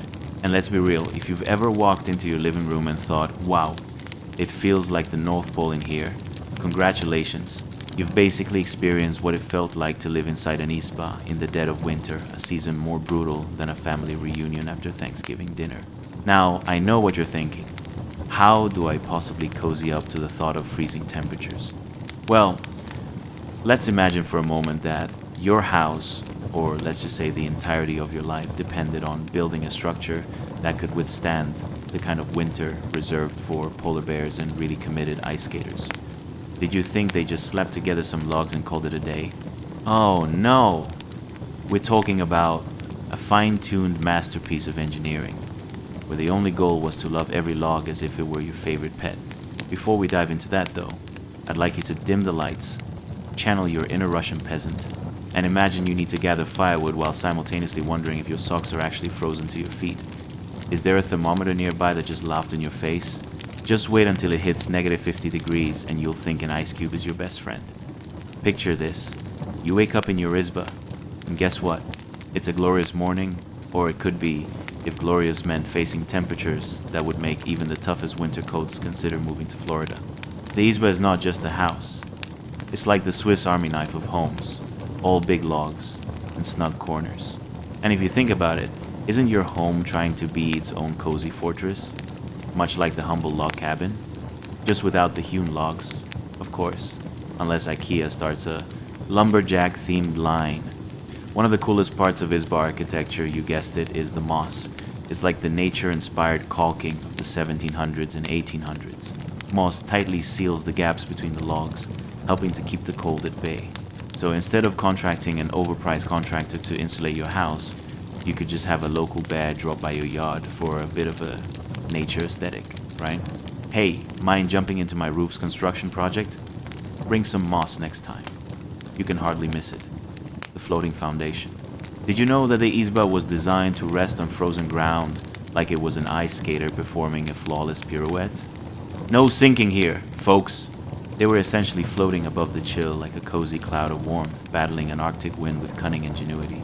This ingenious design meant that while that ground below was doing its best impression of a mega ice tray, your home remained slightly elevated, fully committed to fighting frost. But let's not forget about the corners. While these simple abodes might look rather rustic from the outside, they were built with such precision that they allowed for airflow. The corners of the Izba are designed to breathe, which is more than you can say for your typical modern apartment. So if you can find a way to market that as a concept to today's buyers, congratulations. You might just revolutionize the housing market, or scare off potential buyers who think breathable corners sounds suspiciously like a yoga retreat.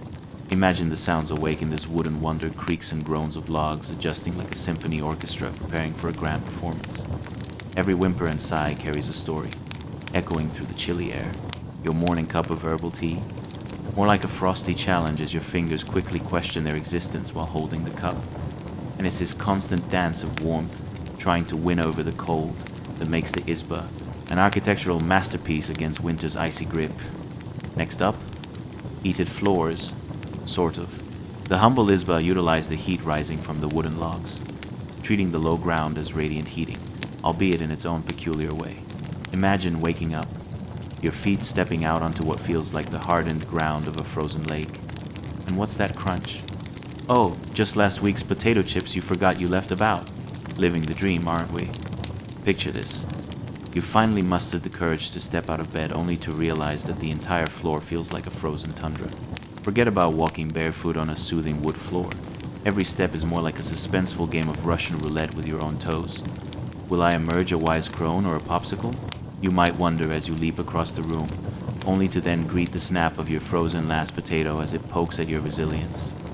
As you go about your day in this warm, wood-hewn sanctuary, every crack around the corners speaks to the art of survival. The Izba hasn't just managed to resist winter. It sticks around like that friend who promises to bring snacks, but instead just hangs out for the free Wi-Fi. Home sweet home, indeed. Now, as you find a cozy nook in this wooden marvel, allow yourself to sink into dreams of perfectly insulated corners and mossy log gaps, while the world outside freezes in a frosty embrace. It's all about finding warmth in unexpected places, like friendships forged over the shared struggle of weathering a winter colder than your last relationship. A hilarious twist we could only dream of. So go ahead, snuggle in, and let the peacefulness of the Izba cradle you into a state of tranquil slumber. Sweet dreams await. And now, as we drift away from the crackling stoves, the frozen rooftops, and the long, stubborn fight against winter that shaped so many lives, let your breath soften, let your shoulders loosen, and let the warmth of the present settle gently around you. Tonight, we walked through a world where cold wasn't an inconvenience, it was an opponent, a force that pressed against every door, every window, every bone. We watched families huddle close to a single fire, listened to walls groan under the weight of endless snow, and followed people who faced each day with humor, grit, and an unshakable belief that warmth somehow would hold. We saw log cabins stand like small wooden miracles against storms that erased the sky. We watched children dream atop glowing stoves, grandparents rule their little kingdoms of warmth, and villagers shuffle across icy floors with all the determination of warriors preparing for battle. And even in the harshest moments, there was laughter. Quiet, stubborn laughter that rose like steam against the cold. There's something deeply human in that, the way people find comfort where they can, joy where it doesn't seem to belong, and hope in the smallest ember. And now, as you lie in your warm bed, surrounded by soft light, steady air, and the quiet hum of the modern world, take a moment to feel grateful for the ease wrapped around you. No frozen mornings, no collapsing roofs, no desperate search for dry wood. Just rest. Let the cold stay outside your imagination. Let the warmth in your room deepen. Let the quiet settle like a blanket. You're safe. You've done enough. And the world with all its storms can wait until tomorrow. Close your eyes, breathe slowly, and drift gently into sleep. The winter is quiet now.